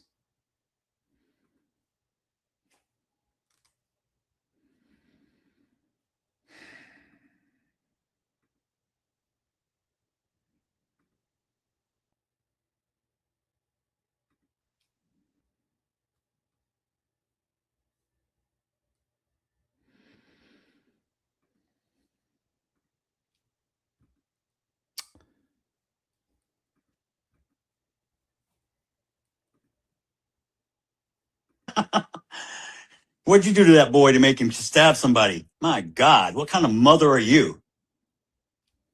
Hey, Kevin Hayes, you fucking liar. Day after it happened. How many lies did you sit and type up on your keyboard, you big keyboard warrior? You a big tough man. You still live in Baton Rouge? Remember you said you'd come to Frisco, buddy? You're supposed to find me. I told you we could sit down and talk. That's all you do. Talk, Mr. Squeaky Clean. He's the only one in your family without a damn record. I guess that's something to brag about in your culture. You people hang your hat on the dumbest shit I've ever seen.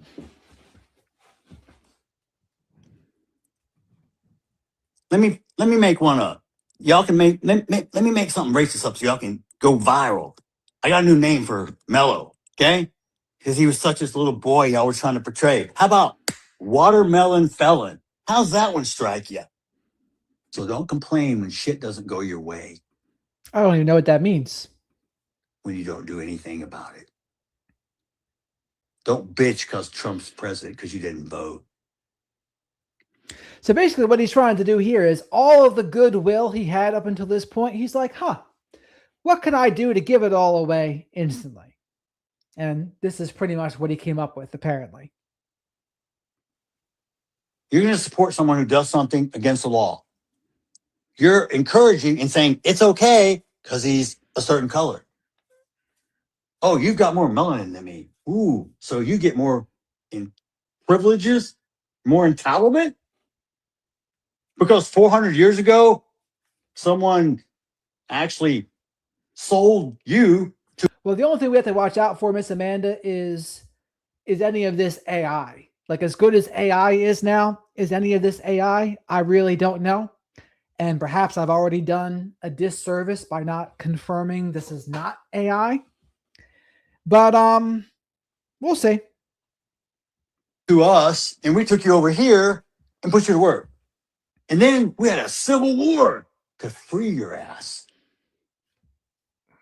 And now you want to talk shit? Oh, I've been so oppressed. You couldn't even vote 1960. Look how far you've come. Look at all the free shit we give you. You're not oppressed. You're fucking entitled. Kayla, you drunk bitch. What'd you do to that boy to make him stab somebody? My God, what kind of mother are you? Hey. Yeah, see, I don't know if this is real or not. If it is, it's not a good look. Kevin Hayes, you fucking liar. Day after it happened. How many lies did you sit and type up on your keyboard, you big keyboard warrior? You a big tough man. You still live in Baton Rouge? Remember you said you'd come to Frisco, buddy? You're supposed to find me. I told you we could sit down and talk. That's all you do. Talk, Mr. Squeaky Clean. Be the only one in your family without a damn record. I guess that's something. So I don't know.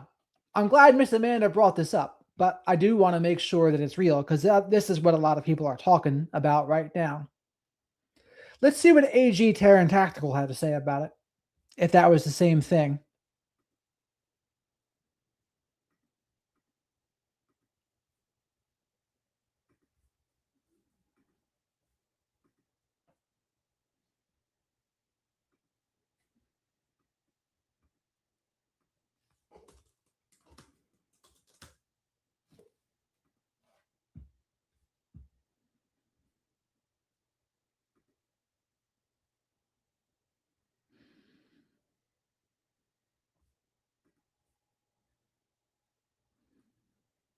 Hmm.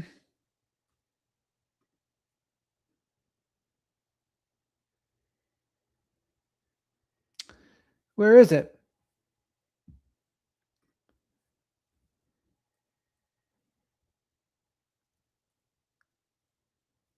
I don't know. This is the channel that did it?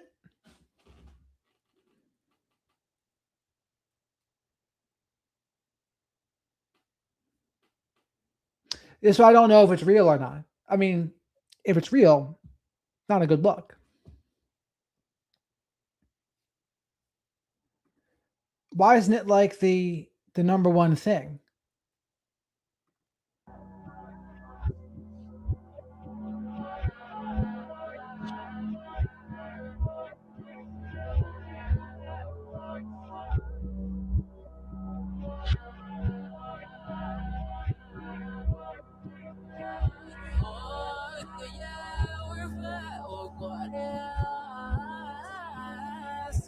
Man, listen, folks, I already told y'all what time it was.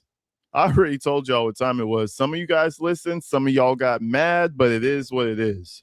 Carmelo Anthony was cooked to begin with. Bro. Deep fried. I'm talking crispy. He's not wrong. You know those crispy rice rolls that you get at the Asian store? You dunk them in grease? He's more crispy than the crispy rice, brother. 35 years, brothers and sisters. 35. Even when I heard 35 years, I was like, ooh. I don't know. In my head, comparing things to like Mackenzie Sharilla, the age group is kind of similar. Comparing it to what's another case? Comparing it to other cases, I had it dead set for 15 years. That button. And he went wild on it. So we're gonna go check this thing out real quick. Soulless individuals who choose to monetize the death of a dead child or speak very derogatory of him or make memes and talk all over the internet about my son while I'm under a gag order and can't respond. It's like being tied to a chair and someone is slapping your face back and forth and you can do nothing about it. So this already seems different than what we just watched. It almost seems like what we just watched previously was pieced together or something. But take it. Well, that day has ended. The muzzle's off. And all you people, I'm telling you up front right now, this is a warning. Karma's a vengeance is mine, saith the Lord. I don't have to come after you. It's going to take care of itself.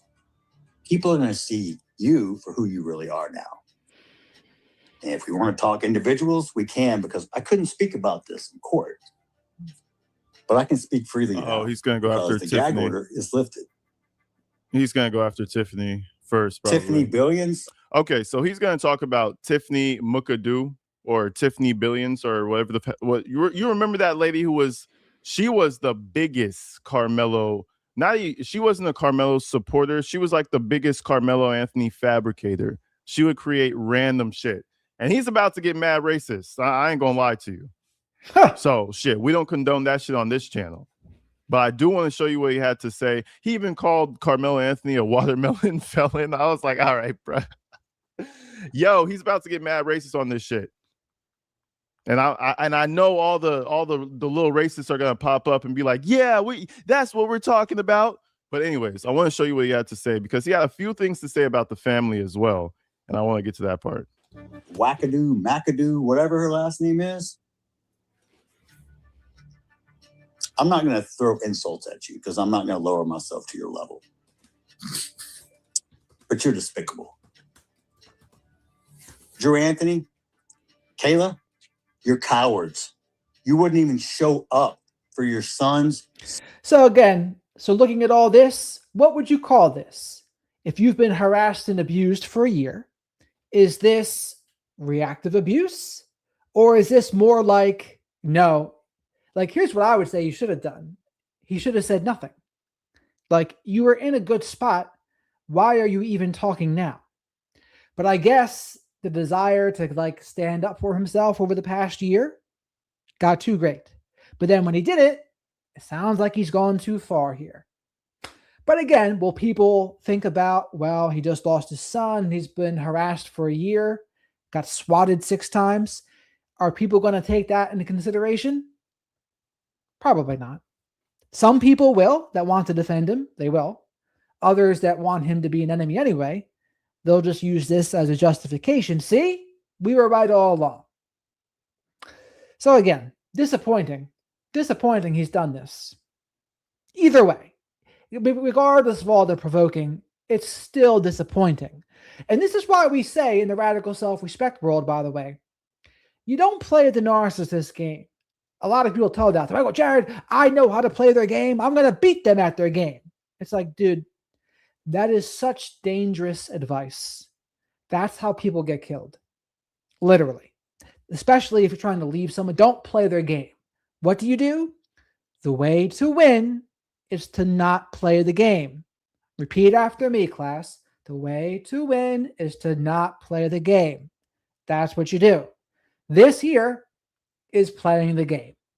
Not good. Sentencing or victim statement impact. You abandoned your kid. You left him there. I guess he's no more use to you because you can't get any more GoFundMe money.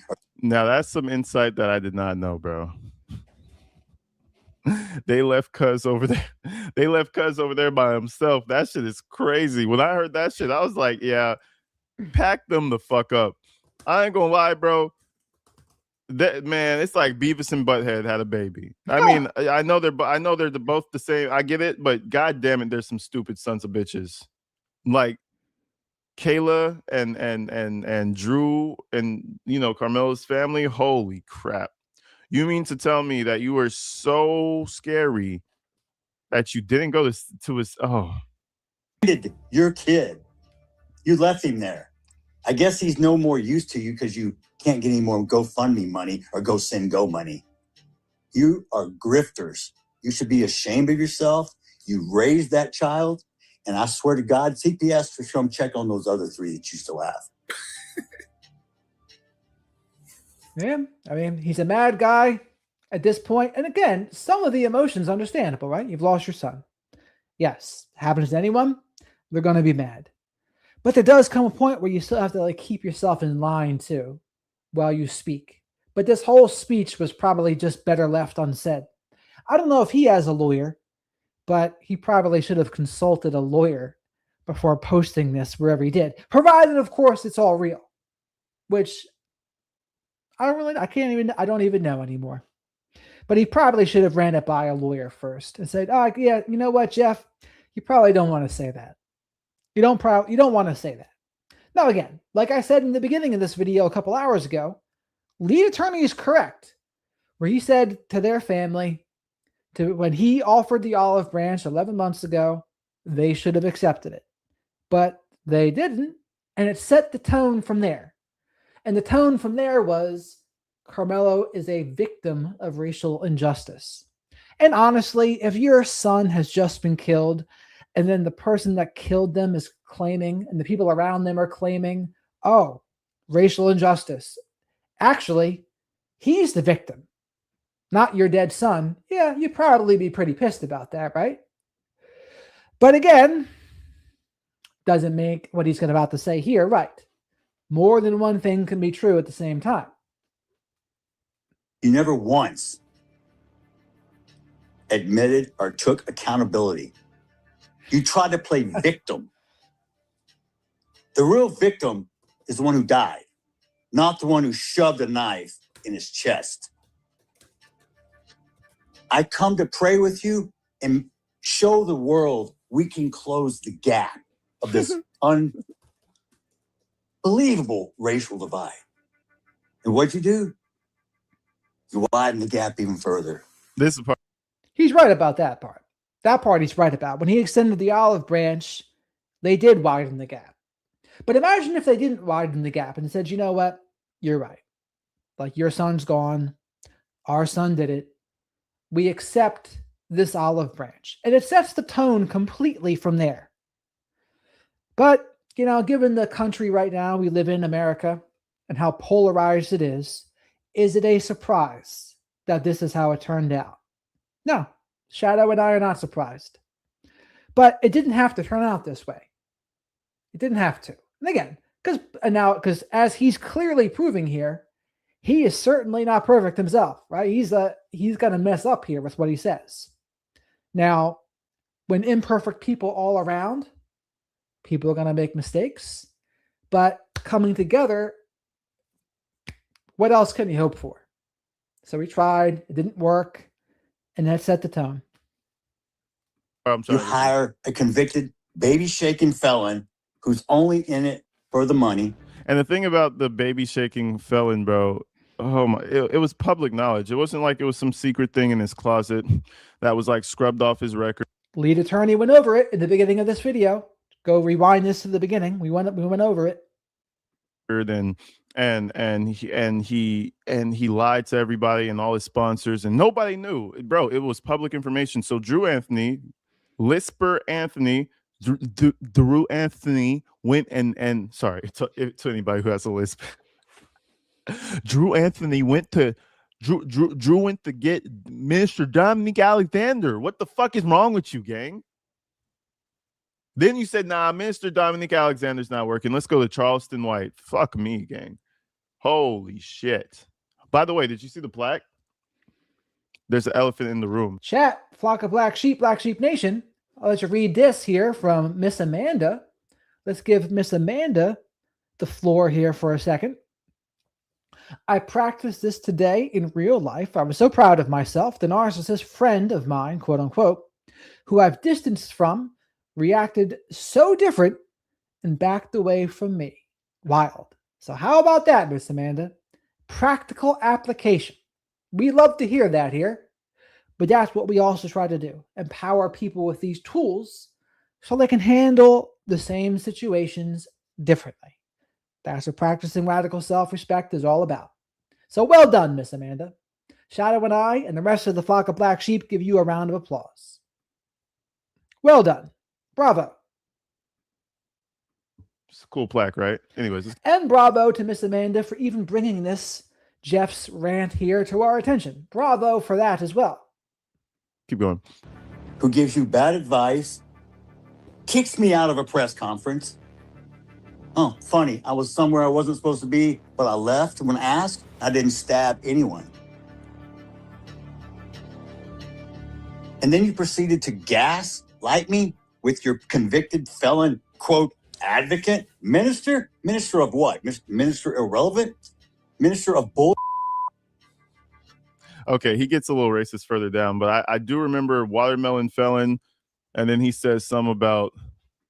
He said, I think that was the only one. I mean, listen, bro. Calm down. So here's the thing, right? So on one hand, he's understandably upset that he lost his son, and on top of that, he's being gaslit because the person that killed him, they're acting like they're the victim. What is that? Darvo? Deny, accuse, reverse victim and offender?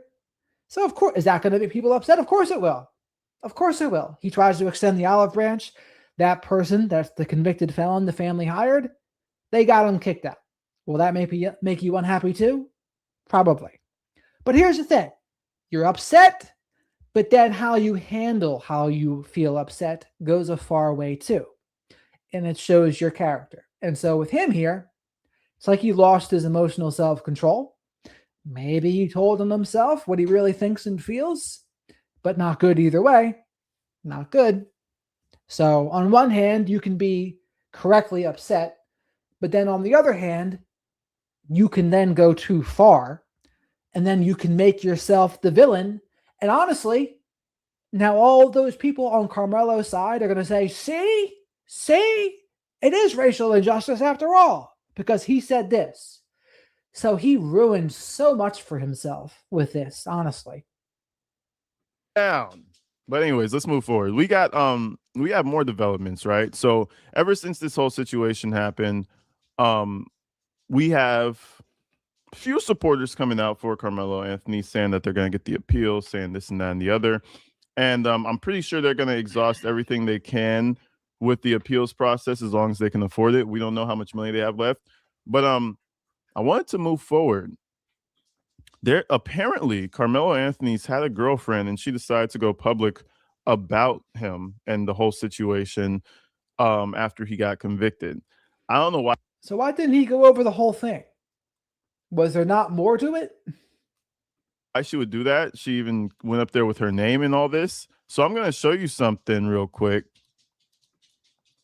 And we're going to break this shit down.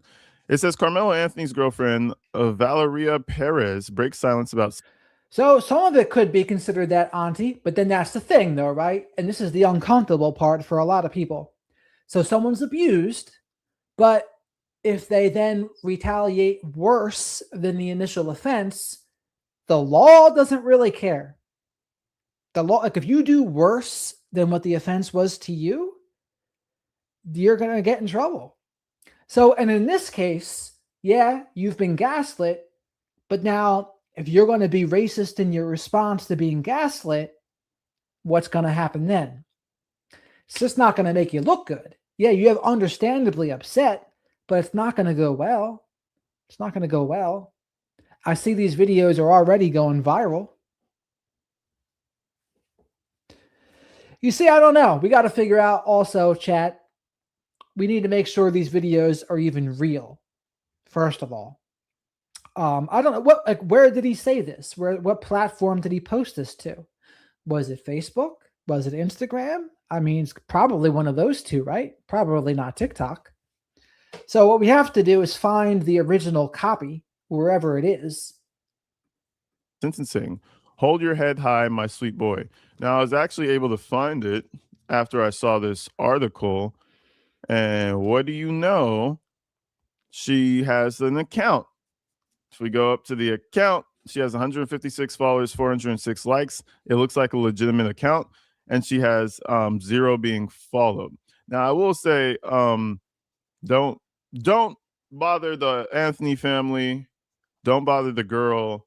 You know what I mean? That's childish shit. Don't go doxing nobody and shit. We don't want to have people's lives blown up. But she's been posting this. I don't know if it's for clout or if it's because she really hold on. I don't know if it's for clout or if it's because she really just believes in him. But she went and gave us a whole collage of photos, you know, right there. So we got something fun from the flock of black sheep and Sweet Caroline here. Oh, thank you so much. Let's show our appreciation for our wizard. Never mind that wizard behind the curtain, but we're not behind the curtain, Shadow and I. And his right-hand man, Shadow the Night Owl. Please like this episode. Couldn't have said it better myself, Sweet Caroline. So all of you watching, which are 80 to 90 something of you right now, 87, I hope there's 87 likes in the video. Love tap that like button. Have a great night, Bethany. I'm looking for the real video of that too, by the way. Some people are saying it's on X. So thank you very much, flock of black sheep and Sweet Caroline. Your support, always appreciated. Soy free hootie snacks for Shadow. He's doing the hootie snack dance. Occasionally he gets excited and tries to jump off the pole, but he's still working on his wings. He needs to listen to some Foo Fighters learn to fly. So at least we know Karmelo's going to have himself a shorty in jail, huh? Right? That shit is crazy. I don't know what it is about jailbirds that women just they love that shit. That shit gets them fucking going, bro. Not all of them. Some of them. Some of the lost ones. That shit just gets them going. So she said, "Ooh, my baby's in jail now. I got to ride for him." And guess what? She about to ride for him apparently. Apparently. It's a goddamn shame. And I think this is kind of like proof of we were in a relationship because she posted a lot of photos. But yeah, man, shit. But anyways, we have her coming out and she posted this. She said, "Hold your head up high, my sweet boy. You're not alone. We're fighting for you. Always. I love you more than words. Hashtag Hey Karmelo, hashtag Carmelo Anthony, hashtag Carmelo Anthony case." And that was her little sweet message to him. So this article did a whole piece on her, on that one thing. But we'll see if this, transpires to something else. I am sure these jail phone calls are gonna go crazy. Wink, wink. Phone calls from prison. You already know what to do. But before we get out of here, man, I want to show you guys one more thing, right? I feel like the Carmelo Anthony supporters, like I look at facts. You're white, you're black, you're purple. Throw him the fuck in jail. Like, what would this channel be if I just supported Carmelo because he was black? That's stupid. Like, have a fucking higher IQ, in my opinion. Like, what the fuck? Like, what are we really doing? Amen to that. I agree with him on this. It's so ignorant. But anyway, apparently a bunch of the supporters, and I'm not mad at you if you genuinely thought that Carmelo was innocent and you supported him. But I'm like, don't be doing that shit just because he's black. That is so dumb. That is not the way that we live in 2026.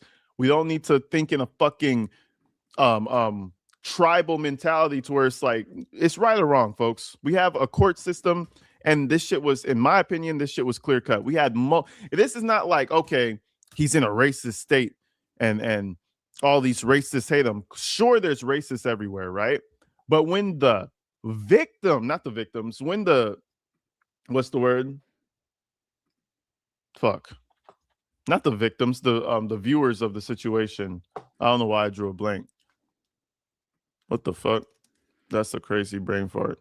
But anyways, when the people who saw the incident, the people who go on the stand all have the same story, you can't go against that, bro. That's literally why we have court. When everybody comes up on the stand, right? And they all have the same story or something similar or something that adds on to that to another story, you can no longer say that, oh, they're just racist. Their story would fall apart if it was a lie. You understand what I'm saying? But anyways, I'm kind of just going off on a rant here. So the people who can't So he has my respect here for saying this because he's right. I mean, reverse the colors, white guy doing this to a black guy, same thing. Like the thing shouldn't change the dynamic. That's what it was, right? So the key is being consistent. As long as you're consistent in your principles, right? That's the problem that a lot of people run into. They're not consistent based on the race and gender of certain situations. Accept the fact that Carmelo Anthony is guilty, have gone with a new theory saying that Austin Metcalf's father is friends with Judge Roach, right? And this is the photo that they posted right here. Nothing to see here, just Jeff Metcalf with the DA and judge. And I fucked up. So I saw this picture last night, and I had to go immediately into searching. I was like, oh shit, none of these gentlemen look like Judge Roach. But so let's see here. So now we're going to see what he says on X.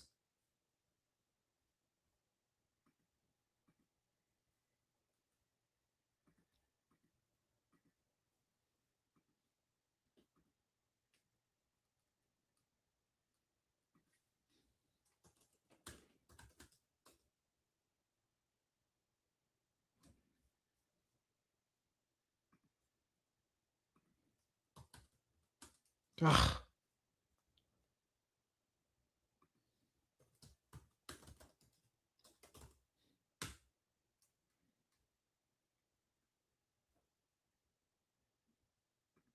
So 6 minutes, this thing here. Let's see. Can we see it? You see it? Okay, good.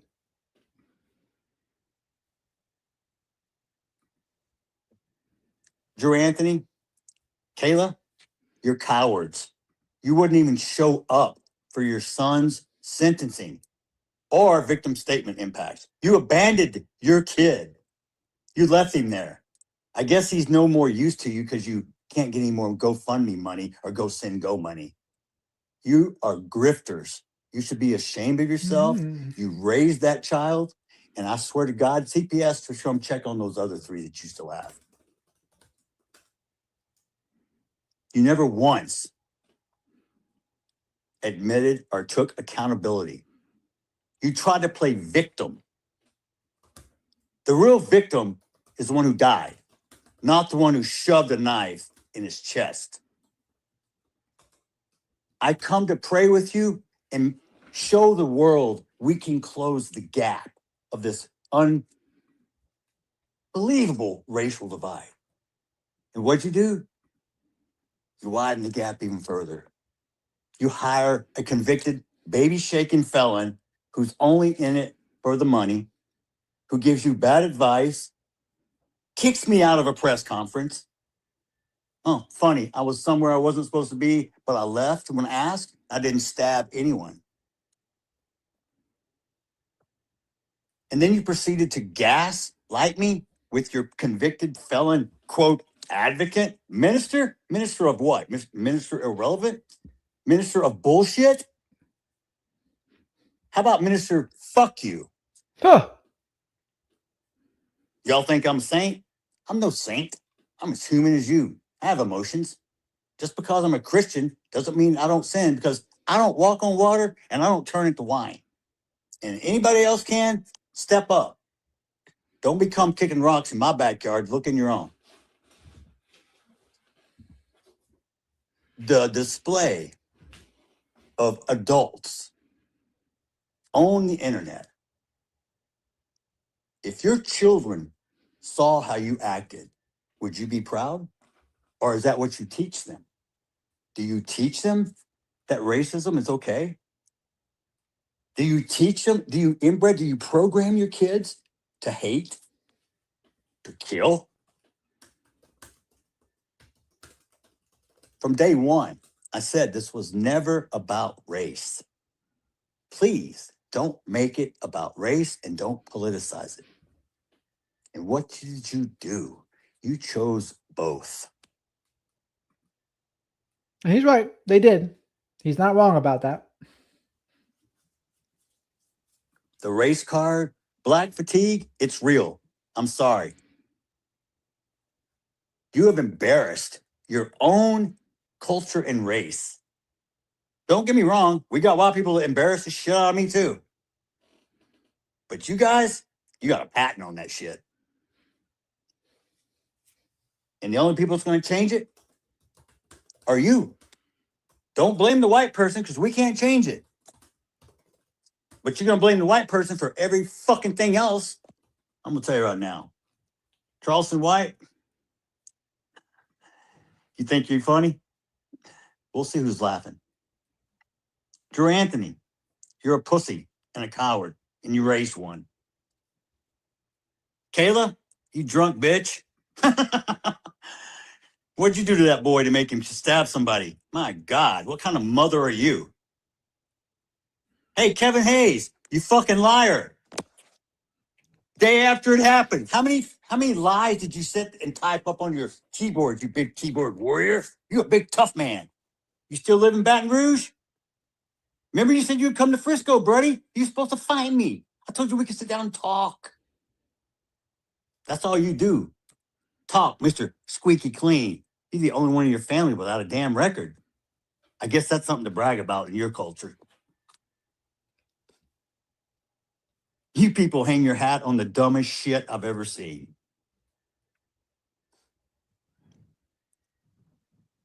Let me make one up.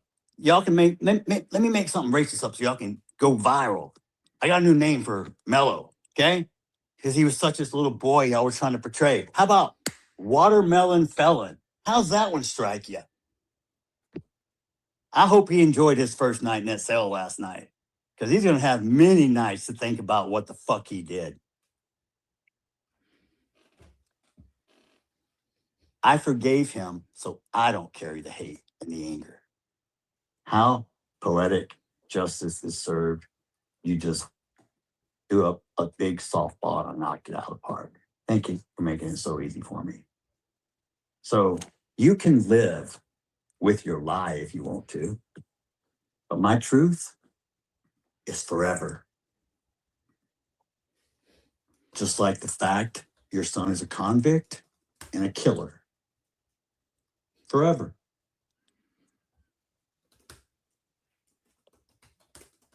Forever is a long time.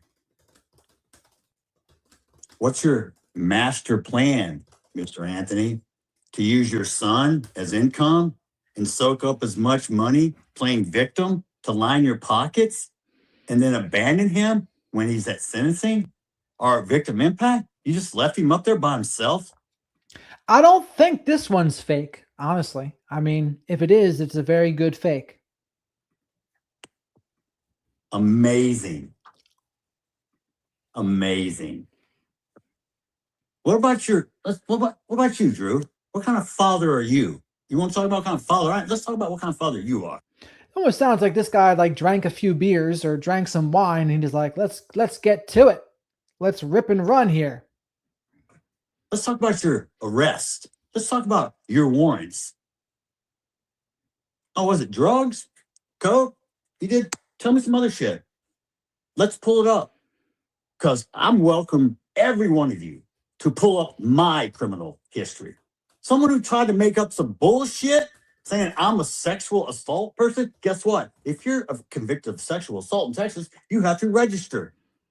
Please check the registry. Please check my background in criminal history. It's not there.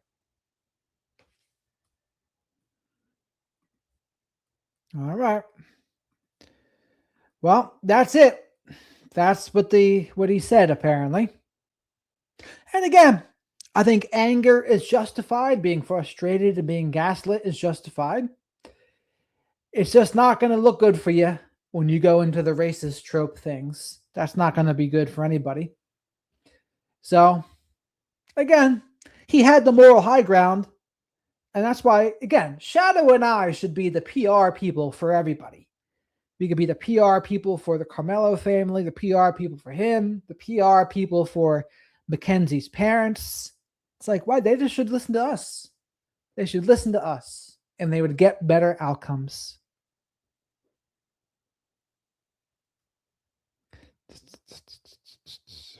It's just a difference in the Christian attitude that has me unsure. Yeah, I don't know. I mean, it seems real, but I don't know. And I don't know, Auntie. I don't know why they wouldn't. I think, like this video is titled, there's a lot of things that the Karmelo's family should have done differently. Absolutely. They should have did what the lead attorney said. And the lead attorney said that 11 months ago. Starts with accepting the olive branch. But again, it's easier. It's easier to avoid accountability and play victim than it is to own it, take accountability, and then have humility.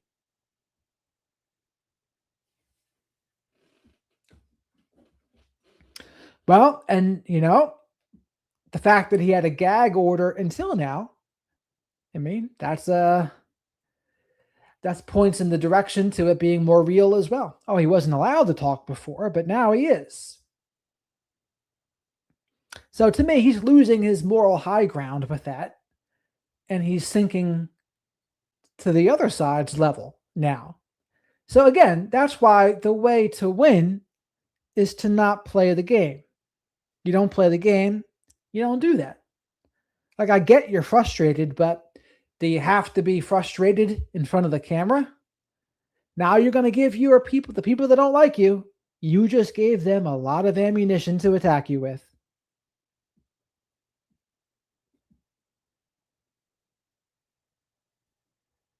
Well, where is it from, Just Pepper? What's the original source? It's not an interview. Like, what's the original thing from? That's the longest one I've seen so far.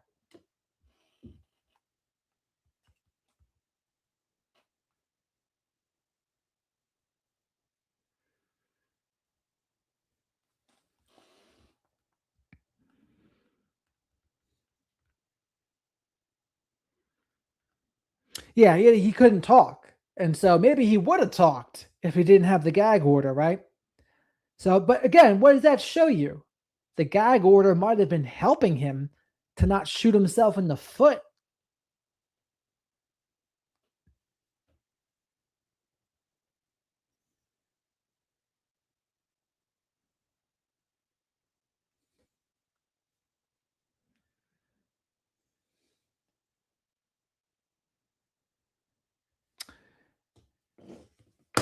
Yeah, but I don't know what the original source is, right, Amanda? Like, where is that from? Is that from his Facebook page, his Instagram page, or what? I don't know. Yeah, that was on X. That's the longest one I've seen. I had to scour the platforms. It's not on YouTube. I'm trying to find it on YouTube, but I can't. A 3-hour TikTok live? That's where it's from?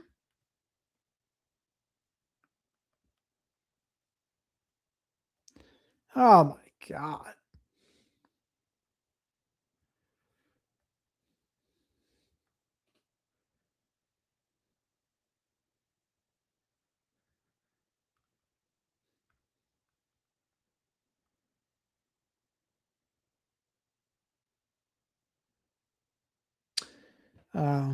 So that's the problem. If it's live, we can't watch it.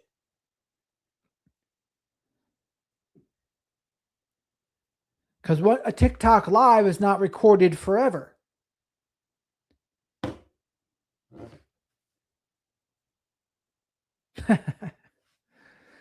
It would be tiring to not be a wizard, sweet Caroline. Have you ever seen the movie Field of Dreams? So there's a scene where Moonlight Graham is his name. He was going to try to be a baseball player as a kid, and he played a half inning in the outfield, but he never got in the bat. And Kevin Costner's character, Ray, was trying to give him an opportunity. Like, it's a magical movie where, like, he is Moonlight Graham's older now. He's maybe 80 years old. And he's saying, I can get you to transport back in time to be a baseball player like you're 20 years old again. And Ray's character says to him, you know, some people would consider it a tragedy to get this close to your dreams and not touch it. And then Moonlight Graham said, son, if I'd only been a doctor for 5 minutes, now that would have been a tragedy. Meaning, yeah, he wanted to play baseball, but he knew his mission and purpose in life was to be a doctor. So a lot of wisdom there. So, Just Pepper, what must have happened is if it's a TikTok live, the only way people are going to see it is if they screen recorded it and then posted it to wherever. But I haven't seen anything longer than that, than what I just saw.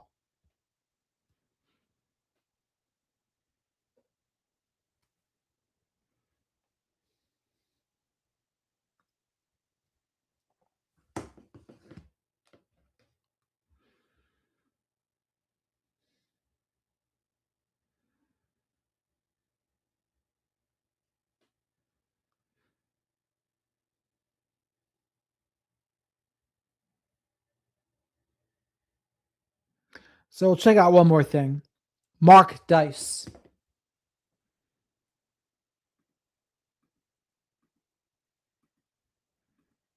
By the way, out there, make sure you like the videos, of course, because likes are always free. Love tap that like button.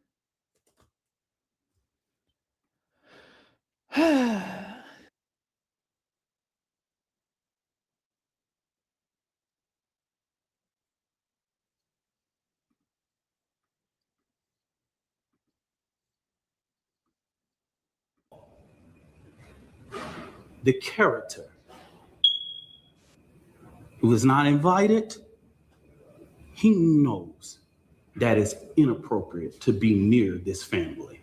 So they questioned his character. His character!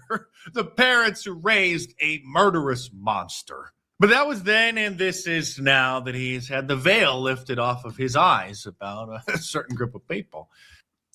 I hear you, Christy. It's getting confusing, but this is another version of it. I've been disrespected by so many people, so many times while I've had to sit here and take it. You are grifters. You should be ashamed of yourself. You raised that child, and I swear to God, CPS should come check on those other 3 that you still have. You never once admitted or took accountability. You tried to play victim. The real victim is the one who died, not the one who shoved a knife in his chest. I come to pray with you and show the world we can close the gap of this unbelievable racial divide.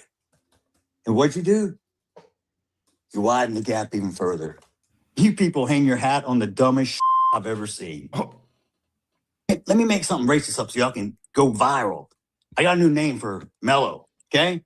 Because he was such this little boy y'all were trying to portray. How about watermelon felon? How's that one strike you? I hope he enjoyed his first night in that cell last night, because he's going to have many nights to think about what the fuck he did. Here's Mr. Metcalf with some more comments about Karmelo's dad. What kind of father are you? You want to talk about what kind of father? All right, let's talk about what kind of father you are. Let's talk about your arrest. Let's talk about your warrants. So it sounds like here he's responding to comments that I guess they've made to him, whether it's Karmelo's mom and dad and whomever else. Apparently they've been attacking him all this time, and he doesn't like it. Understandably so. Oh, was it drugs? Coke? You did? Tell me some other. Let's pull it up. Because I'm welcome every one of you to pull up my criminal history. I hope you're proud of yourself, bro. I hope you go home and tell your 3 little kids your brother's in prison because he's a dumbass and he stabbed someone.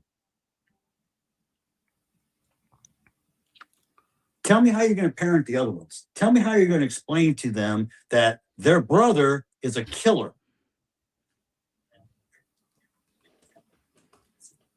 You're going to have family reunions? You're going to leave an empty chair for him? Are y'all all going to wear the striped suits or an orange jumpsuit in remembrance? I don't know. Actually, they're going to be wearing these moronic #Believe Karmelo shirts, just as they did last night in this ridiculous interview with some black journalist. So do you believe your son received a fair trial? Absolutely not. Absolutely not. Absolutely not. And we're going to keep fighting. We will not stop fighting for justice for my son. A normal parent would be like, listen, everybody makes mistakes. You did a really stupid thing. We're sorry for your loss. Wish this never would have happened. But instead, they're out there with their shirts, #Believe Karmelo. He didn't do nothing. And as parents, have you all struggled with guilt? Raising a dirtbag? And as parents, have you all struggled with guilt? You know, asking yourselves, is there anything differently? I know, Kayla, you said you wish you had gone to that track meet. Is there anything that you both wish you could have done differently? I wish I would have just been rebellious. I was told, don't talk to this person. Don't talk to this person. I feel like it was just a setup. Now, so they told us, go get white attorneys. Every black person I went to, white attorney. Oh, it's a setup now. They're blaming their attorney for not doing a good enough job for getting their son off, like O.J. Simpson's lawyers did, a murderer. No white attorney, they set him up, pushed him. Hey, here you go. I mean, no objections. It was things were smooth. So, like, as a father of me being who I am, I got to make sure she's straight. This mama, I got to make sure she's straight mentally, because if she's not straight, my house ain't straight. I'm not straight. Then so because I got the kids to worry about. This man is retarded. Got to make sure his mental health. I can't go back and forth with him right in there because his mental can handle it. The misunderstanding with. Okay, that's enough. Of course, Austin Metcalf's family are getting a bunch of death threats by a bunch of N-words, because that's what happens in the black community when somebody is held accountable for their crimes, then they lash out even more with violent anger. But you'll jump on the side of a murderer for skin color. Do you know how stupid that really makes you look?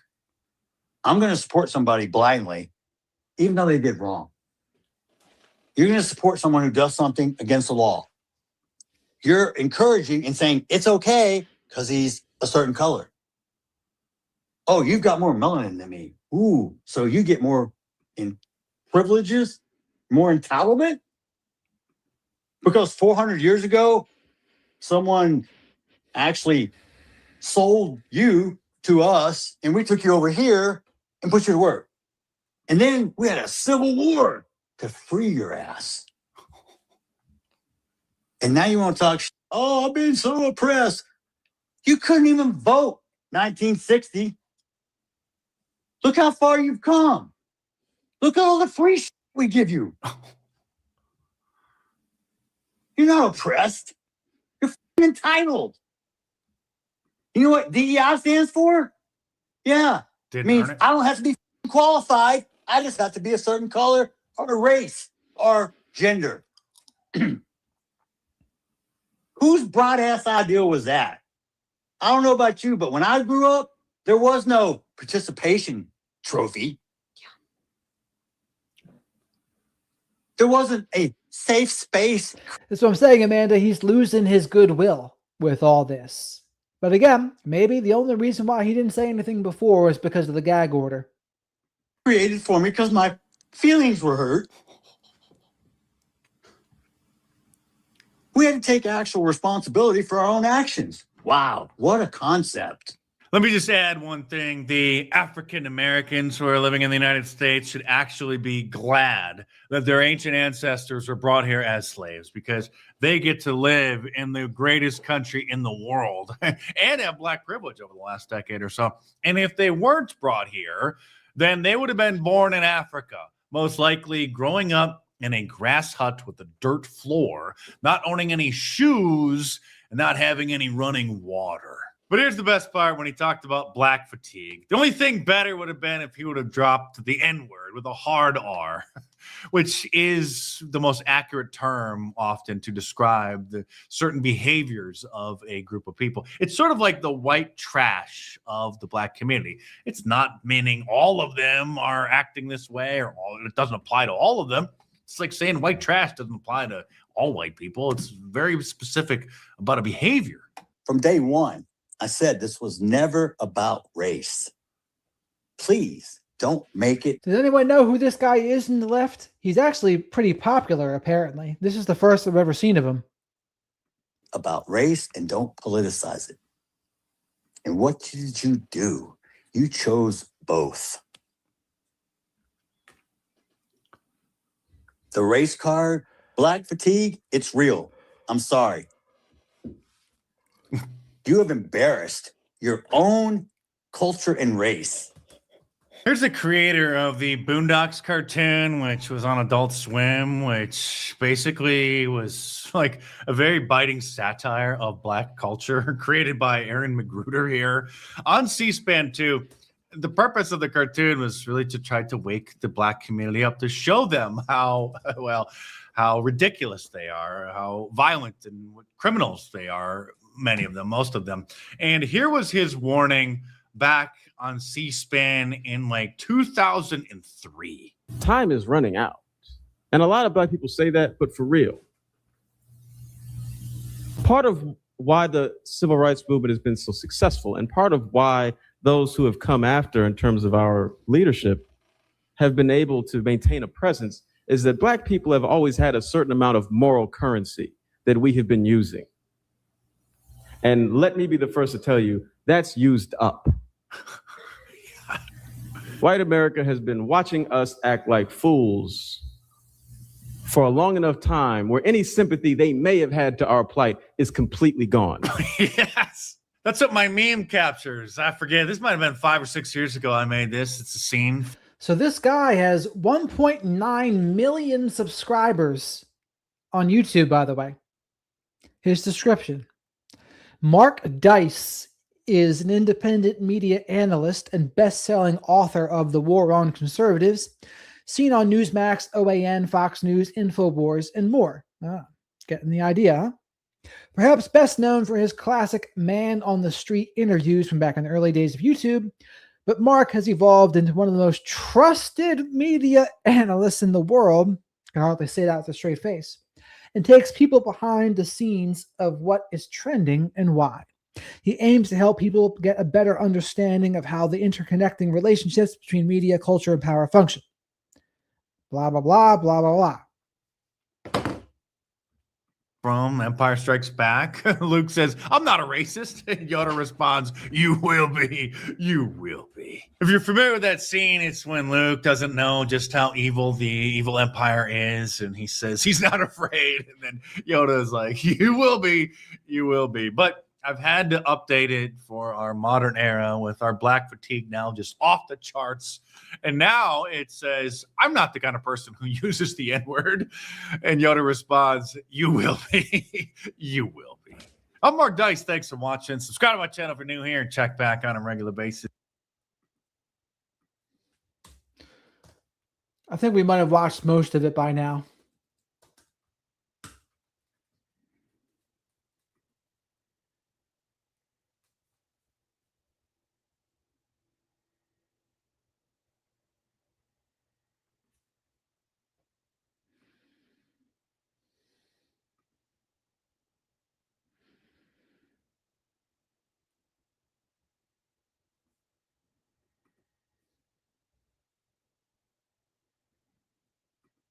After the conviction of Karmelo Anthony, Jeff Metcalf, the father of Austin Metcalf, has now broke his silence since the gag order is now over and this case is now over. Jeff Metcalf went on Twitter Spaces, and I ain't gonna lie, the gloves are off. This dude, honestly, I feel so bad for him because he lost his son, but he actually called Karmelo Anthony a watermelon felon, and he goes in on Tiffany Billions, Charleston White, and the parents of Karmelo Anthony. So many times where I've had to sit here and take it.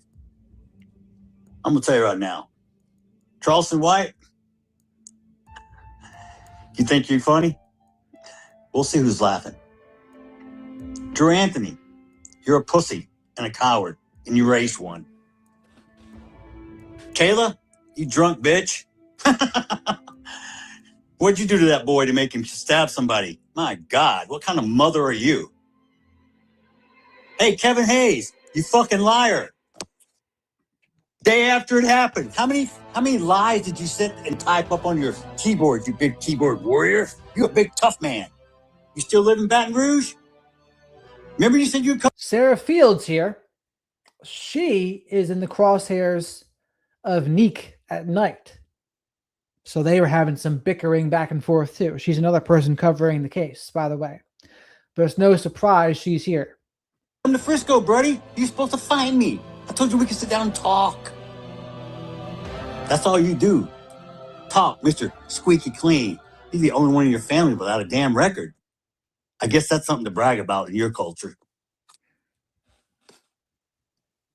You people hang your hat on the dumbest shit I've ever seen.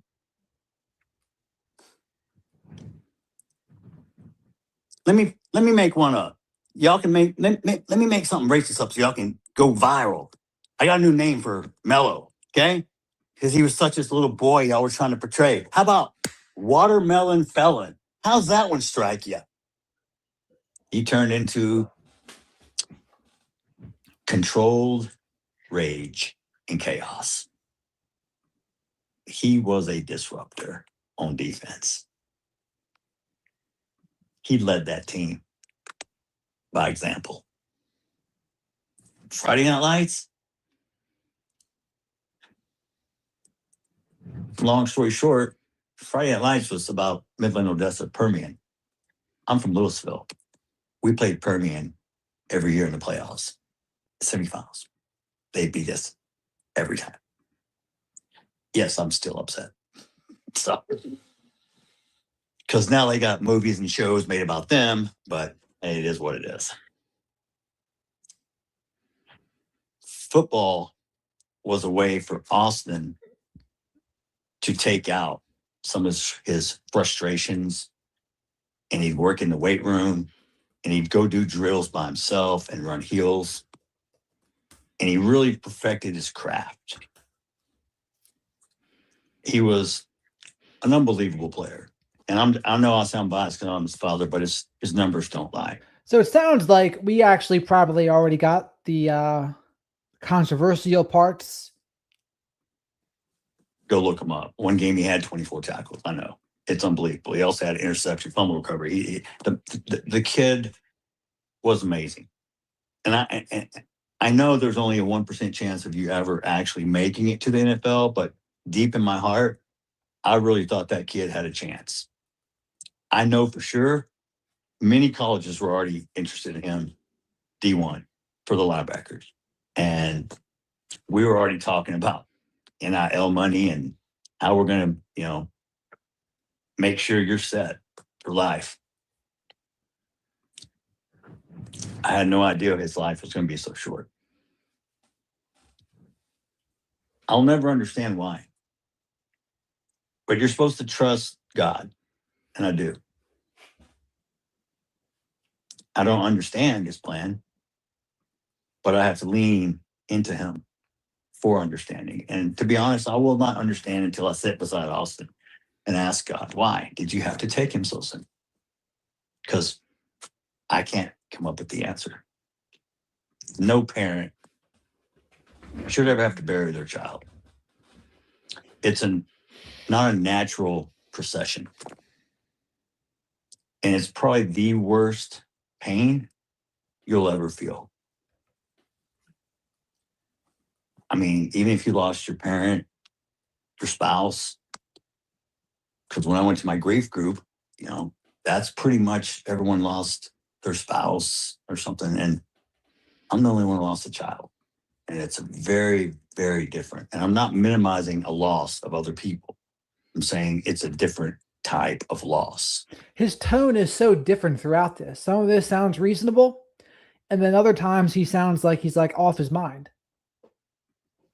That I pray to God, no parent ever has to feel or experience. It will crush you.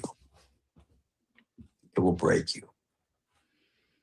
And you will never be the same again. But I said the same thing to myself when I had cancer. Hey, man. Yeah, I've got, side effects, but I'm still alive. You learn to live what your new normal is. Well, I'm a piece of clay that God is molding into whatever I'm supposed to be molded into because I have no idea. I trust him.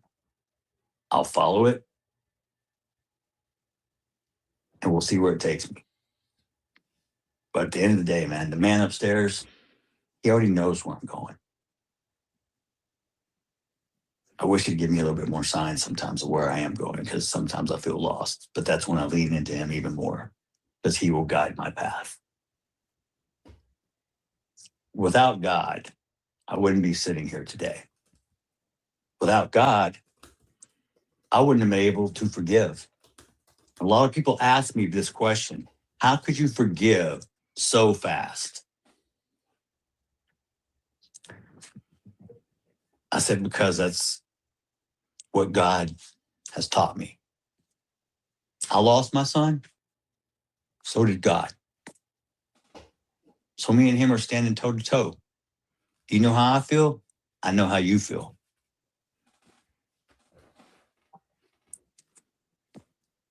It's not a good feeling. But he talked to me. And he knows my faith is strong. And that is the only reason I was able to survive since April 2nd. I'm a vessel. God will work through me. God works in mysterious ways.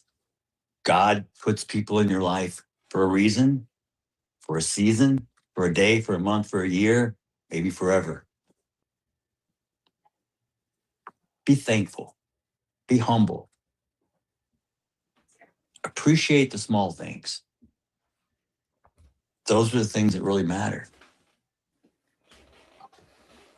Doesn't matter how big your house is. Would you rather spend time with your kids? Maybe like take them hunting or fishing? Rather than have them, or would you put them in front of the TV and give them an Xbox and say, here, take care of yourself for the next 3 hours? One of the things about being a dad for me was the biggest blessing in my life. At age 40, I thought God was not going to produce me any children, so I was okay. I had to make peace with that. And then the next thing I know, boom, we're having twins. I'll never forget that day sitting there looking at the sonogram, and the doctor said, oh, there's two. And I went, two what? Is it okay? He's like, no, you're having two.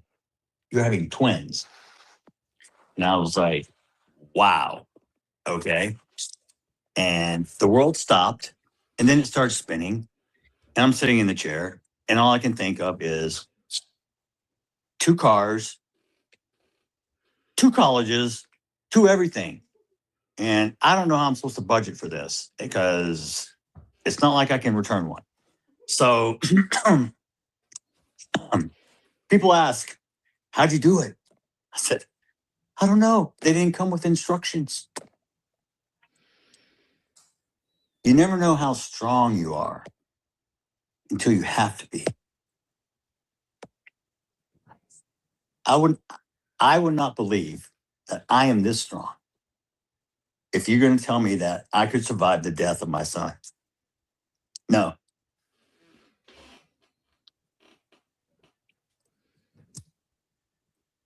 I will tell you I couldn't.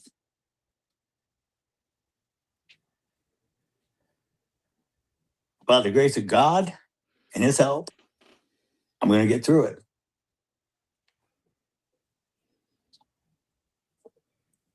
What I've had to endure since that day has really... Because this here is a X spaces, and they don't want to have an X space with a video. really deeply affected the way I feel about society, the moral decay, the subcultures that create environments that are not good for our children. The things we promote, the music we listen to, the game. We played the video first that showed his face, and he said some bad things while showing his face. Honestly. We let them play. Are we really being the best parents we can be? What is it? What is being a parent? What, you're a financial provider? I pay the bills, I give them a roof, I give them food? No, bro. Anybody can do that. Anybody can be a dad. You want to be a father? That's a person who shows up. That's a person who's present. That's a person who participates. You show love. You still show discipline, but you show respect. You teach them humility. You teach them about God. I believe in my heart, everything starts at home with your parents and how you're raised. Those people are responsible for instilling values, morals, direction, guidance to give you a step up. Because I told my boys always, I want you both to be better than I ever was. Because I will tell you this, I am the only man on the planet that hopes you are going to be better than me. Everybody out in this world, it's a rough world. It's tough. It's a rat race. It's a cutthroat. It's try to get ahead, try to stay up with the... Yeah, and the problem is, like, he had the moral high ground up until this. But the people that are looking for something, he gave them a lot of ammunition to throw things back at him. So as this spreads around, probably tomorrow and the next day, it'll really blow up. You'll see. You'll see. It'll be more polarized than ever. That's what I'm guessing. Joneses, but you got to make sure you stay true to your beliefs. I always told them this also. You are free to make any choice you want in life, but you are not free from the consequences. Unfortunately, this just played out in real life. Because I told them, please don't make a choice that will affect your life forever. It could be a DUI, maybe an unexpected pregnancy, maybe you kill someone. I don't know, but none of them are going to end up in a good position. Impulse control is one of the things that today's youth has a problem with, because not just today's youth, I would say. There's a lot of people that struggle with impulse control and say the first thing that comes to their mind instead of pausing. If you ever read Viktor Frankl's Man's Search for Meaning, he always says between stimulus and response, there's a gap. And in that gap, there's the freedom to choose how you will respond to any given situation. And that is key. That's something that a lot of people don't ever do that pause. They don't pause, stop, reflect. Should I say this? How will this make other people feel? Will I regret this? A lot of people don't have that filter. the parents do not give them enough instruction, guidance, or whatever reason. Maybe they're not around. Maybe they don't have a father in the house. I don't know. But people said, "Oh, your kids are bullies. You come, they divorced. It's a split parent home." I got news for you. We live 12 minutes apart. I saw my kids. I hunted with my kids. I fished with my kids. I never once abandoned them. Nothing. We co-parented the whole time. Megan is an excellent mother. She took care of those boys. I showed them the man side of life. She showed them the other side. We worked congruently together. Our boys were very well-rounded, very diversified. We don't see color. Miss Amanda, it is on the Wizard of Radical Self-Respect curriculum, of course. And this YouTube channel is open to all. So honestly, there's a lot of parents that will probably supplement school's teaching with the wisdom of podcasts, YouTube channels, etc. Shadow and I are here. We're not racist. We have friends of all diversities, nationality, ethnicities. It doesn't matter. I'm like God. God doesn't see color. Justice doesn't see color. Hate doesn't see color. Love doesn't see color. If you put on those glasses and you see color as an individual, you need to look in the mirror and you need to reevaluate who you are. Do you contribute to society or are you a detriment?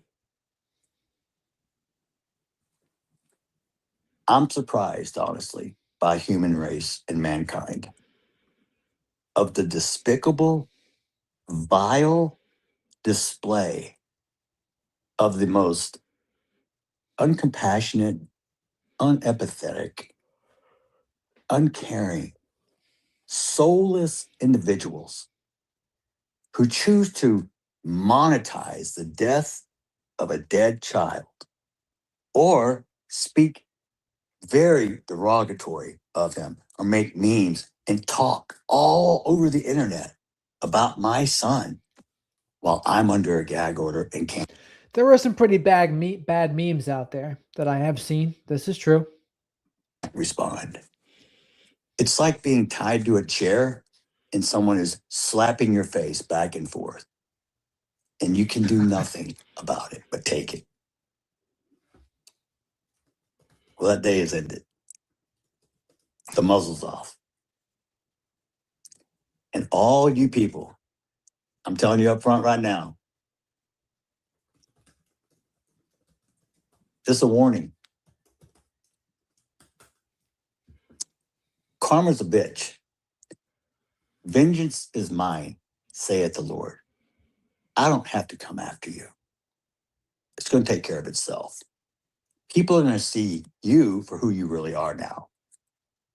And if we want to talk individuals, we can, because I couldn't speak about this in court. But I can speak freely now because the gag order is lifted. Tiffany Billions, what's name is? I'm not going to throw insults at you because I'm not going to lower myself to your level. But you're despicable. Drew Anthony, Kayla, you're cowards. You wouldn't even show up for your son's sentencing or victim statement impact. You abandoned your kid. You left him there. I guess he's no more use to you because you can't get any more GoFundMe money or Go Send Go money. You are grifters. You should be ashamed of yourself. You raised that child. And I swear to God, CPS should come check on those other 3 that you still have. You never once admitted or took accountability. You tried to play victim. The real victim is the one who died, not the one who shoved a knife in his chest.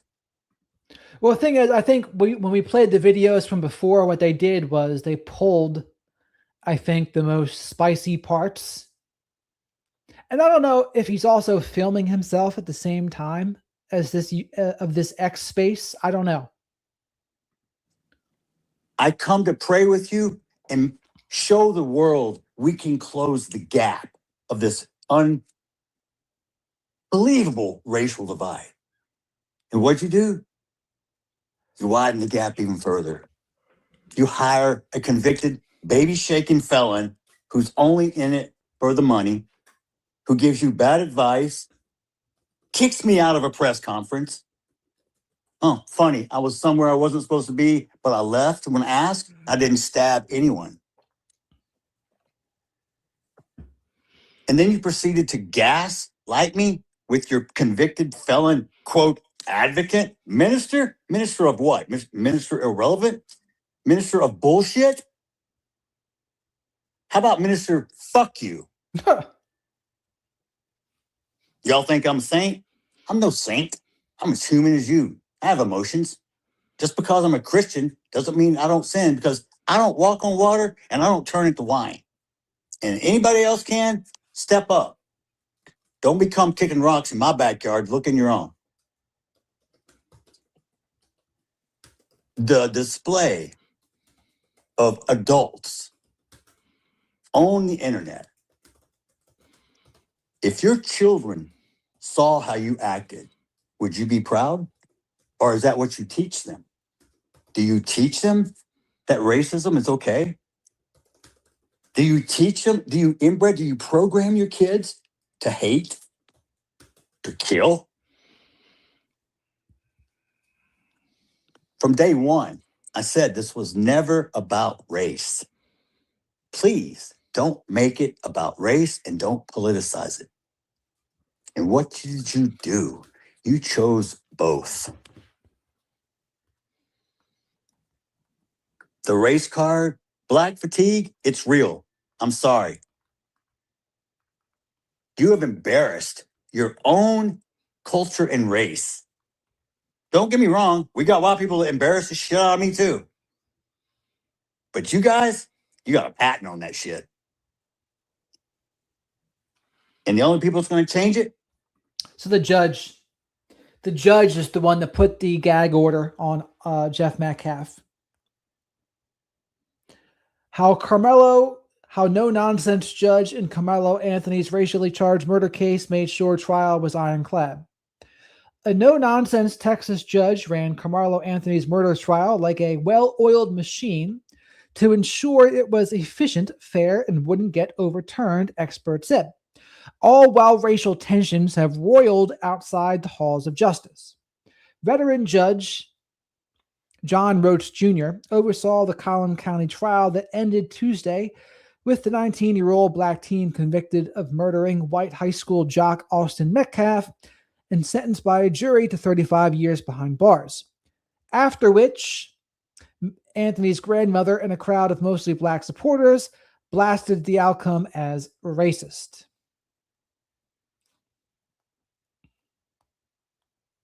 Roach, who has been on the bench since 2007, is slated to retire at the end of the year.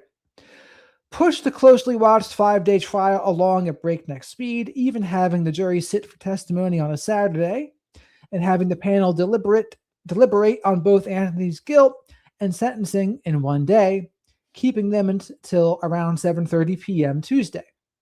Collin County criminal defense lawyer Jeremy Rosenthal, who isn't connected to the Anthony case and has had many cases before Roach, said the fast pace is normal for the judge. He works very hard, very efficiently, and very quickly, said Rosenthal, who attended the trial Friday.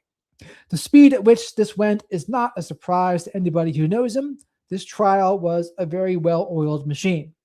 He pushes people, but that's just what he does, Rosenthal said. Roach also kept a tight lid on the trial, issuing a gag order barring prosecutors and the defense from making statements to the press. And he threw a number of people out of the courtroom gallery for talking during testimony and chastised the prosecutor for being 2 minutes late. Ha! Jurors would have been sequestered in hotel rooms without their phones if they'd deliberated for more than a day. When it came down to controlling the media frenzy, Roach only allowed 9 news outlets in the tiny courtroom to cover the trial, banning cameras altogether and only allowing 20 additional seats for the general public. Outside the McKinney courthouse, a perimeter was set up so the public couldn't gather any closer than the parking lot across the street, guarded closely by officers. Electronics were not allowed in court either. Rosenthal said these detailed measures were all to ensure Anthony and victims got the fairest possible trial that would hold up on an appeal. I think he didn't want to have this trial twice, the Collin County lawyer said. He wanted to make sure that Karmelo Anthony got a fair trial, that the state of Texas got a fair trial, and that everybody was safe in doing so. And he didn't want something to jeopardize that and have a mistrial like we did with Alex Murdaugh's case, Rosenthal said, referring to the ex-South Carolina's lawyer's murder conviction getting overturned because of a court clerk interfering with the jury. That was not good. The judge would also have been keenly aware of the racial tensions surrounding Anthony's case from the outset and would have attempted to ensure that all biased and prejudicial opinions never touched the trial, Rosenthal said. As a judge, you always want an antiseptic environment. He was doing his best to provide that for the parties, Rosenthal said. His responsibility is to give the litigants a fair trial and making sure he provided enough lawful access to the outside world to the proceedings. Another Texas-based lawyer, Sam Bassett, agreed with Rosenthal that a judge's main concern is not to let extraneous influences impact the jury's decision. Some judges are better at it than others. He was experienced enough to know you had to keep things under the radar and not let anything from outside influence the jurors, Bassett said.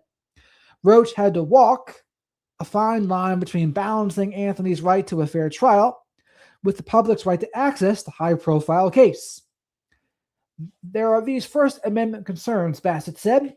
The judge has to pay deference to the right of the public to attend trial, but also with due process concerns and the fairness of the trial, he balanced that in favor of efficiency and restriction. Roach is also known for going to great lengths to understand the cases he is overseeing.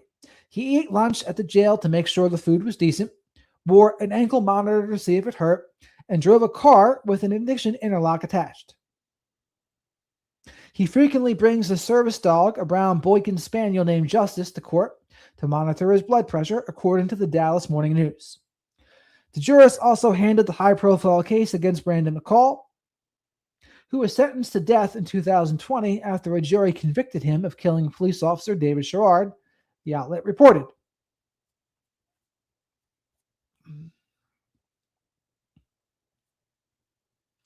Roach told the jurors in that case their decision for McCall to receive capital punishment sent a message that if you kill a cop in Texas, we'll give you a fair trial, but you're going to die, the outlet reported.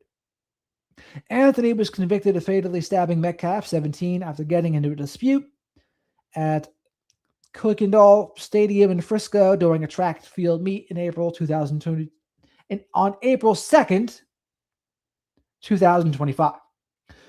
The jury, made up of white, Asian, and Hispanic members, but no black people, heard testimony that Metcalf, a student at Frisco Memorial High School, asked Anthony, who attended Frisco Centennial High School, to get out of his team's tent.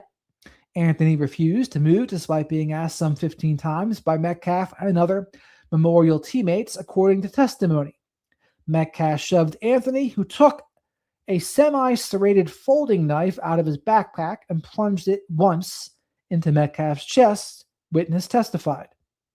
Anthony's team maintained he felt threatened by Metcalf and carried out the knifing in self-defense, but the defense chose not to call him at a trial. Are you? Don't blame the white person because we can't change it.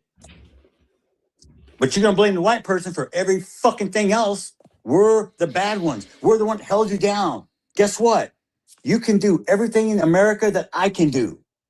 Tell me one thing you can't do that I can't do. We all have equal rights. What's it say? All men are created equal.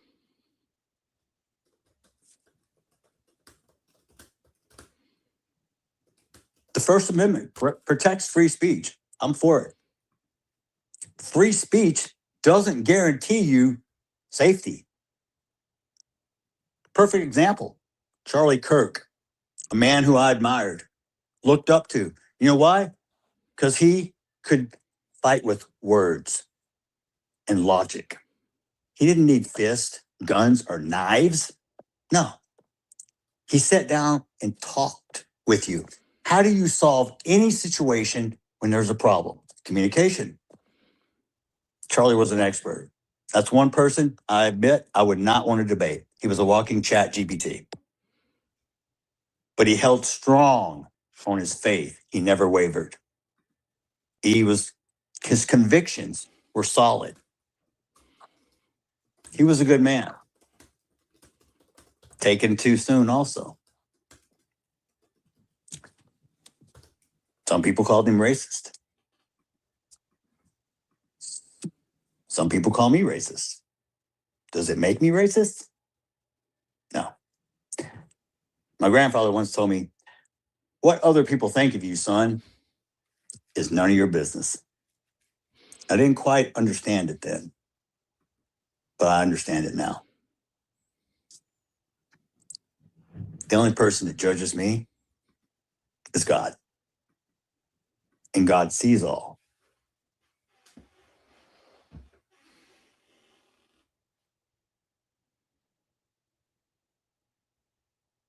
Sarah, I accidentally muted.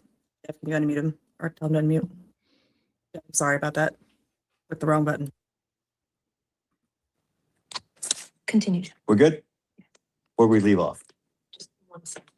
Okay. So, back to the parenting situation. When I was a kid, my generation was the best generation to ever grow up. We were the last generation that didn't have social media. We didn't have cell phones. And we didn't have internet. We actually had to talk to people, conversate. We actually wanted to go outside, not stay inside and play games. Our internet, that was this thing called a Britannica encyclopedia set that you had that you did your homework out of. Or you could go down to the library and use the Dewey Decimal System to look up a book. None of you kids know that. You kids can't even read cursive nowadays, so they don't teach it. They took God out of school. Look what happened. Do you think it's a coincidence that society started to decay even faster when we start removing things that are actually good foundations? God, family, friends, job. That's my pecking order. May not be for everybody, but it's mine, and I own it. We'll ask you, do you know Jeff Metcalf? Yeah. What do you think about him?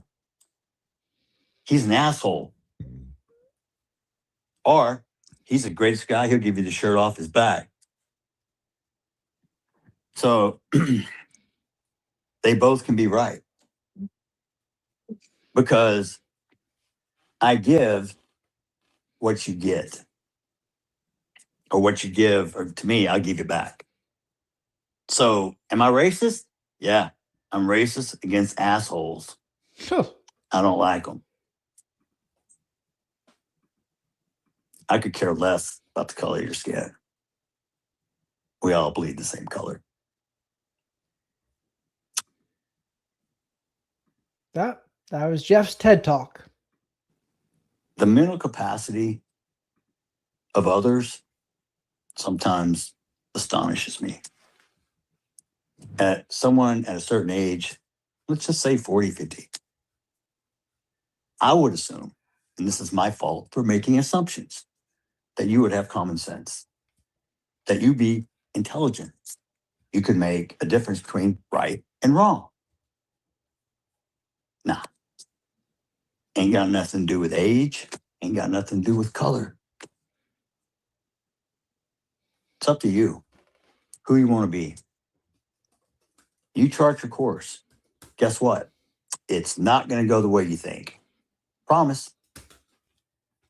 If there's a person who exists on this entire planet who's never had a problem, one, in their life, please step up. I want to meet you because I want to know how you did that. This is actually one of the most well-behaved spaces in the fact that most of the time they're just like over talking, interrupting fests, but not this one. This one, he just has the floor. It's not possible.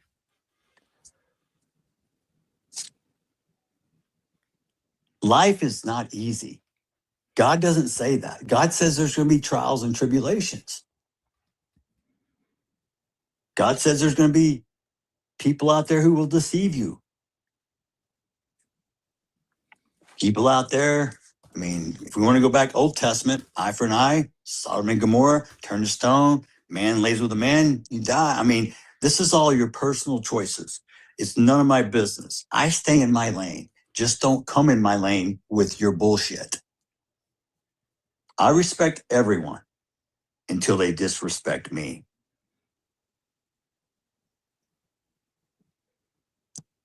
So many times, well, I've had to sit here and take it. I'm going to tell you right now. This guy might become some sort of conservative darling now after this. Maybe start his own podcast. That's how a lot of them get their start. That swimmer, the hell was her name? Charleston White. You think you're funny? We'll see who's laughing. Drew Anthony, you're a pussy and a coward, and you raised one. Kayla, you drunk bitch. What'd you do to that boy to make him stab somebody? My God, what kind of mother are you?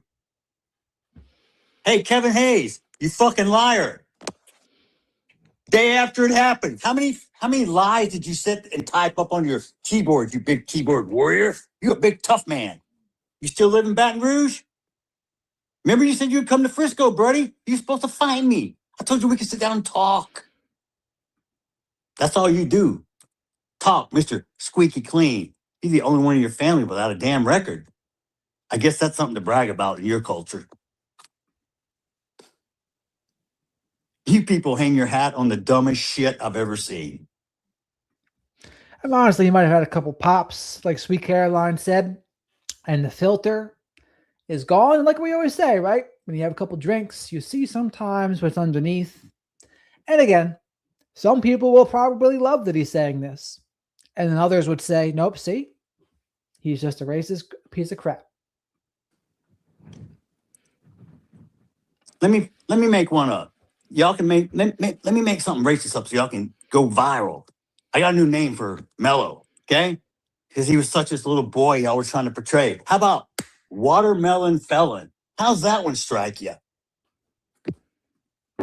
More than one thing can be true at the same time, Richard. You can lose your son and you can be racist at the same time.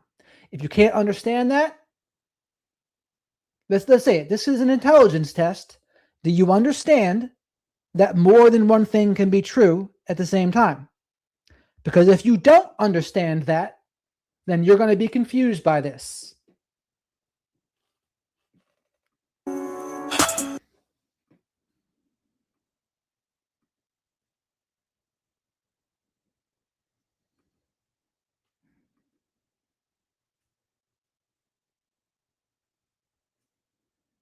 Well, I'm telling you, the fact that he said watermelon felon, that's what people are going to say. I guarantee it. You'll see tomorrow that it'll be all sorts. It's already begun. It's already begun. So we'll see. But that's enough. That's enough of that for now. I've had enough. Shadow and I have had enough. It's 3 hours in. I'm tired now. Got to be sharp to debate and go into these topics that have lots of landmines. So Shadow and I are going to call it to the day.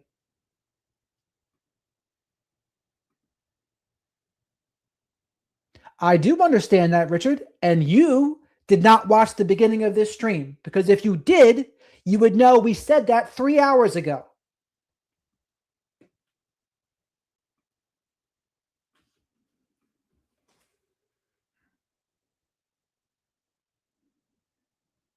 But then when you go back to doing their level, they were doing playing the black card stuff. Yeah, they shouldn't have done that.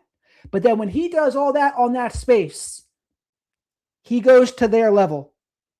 The way to win is to not play the game. That is it.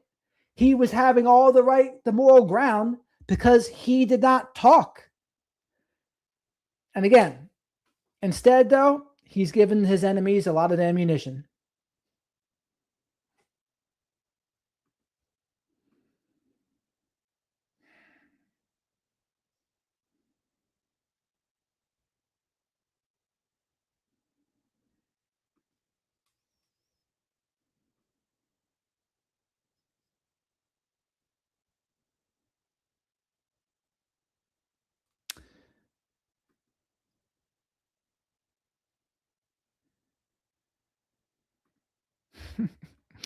But all right, I'm tired, like I said.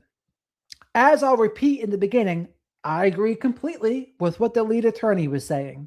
The family should have accepted the olive branch 11 months ago from Jeff Metcalf there.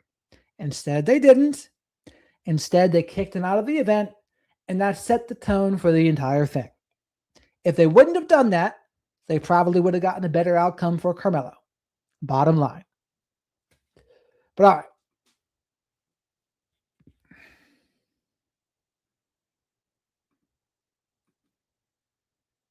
Of course, you are still welcome here, Miss Amanda. Everyone's welcome here. The only rules are really no name calling. That's all. And attack people's arguments, not the person.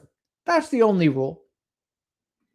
So when someone attacked Jackie tonight, that person's got to go.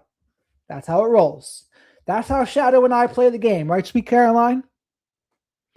So again, like in the eyes of public opinion, like especially when Jeff did that and reached out 11 months ago, yeah, that makes him look good. Like, oh yeah, look at him. He's willing to like make amends even though it's his son that's dead. That made him look good.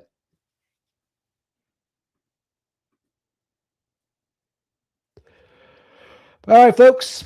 Till next time, Shadow and I appreciate all the support. We'll see what's on the docket for tomorrow night. But over and out.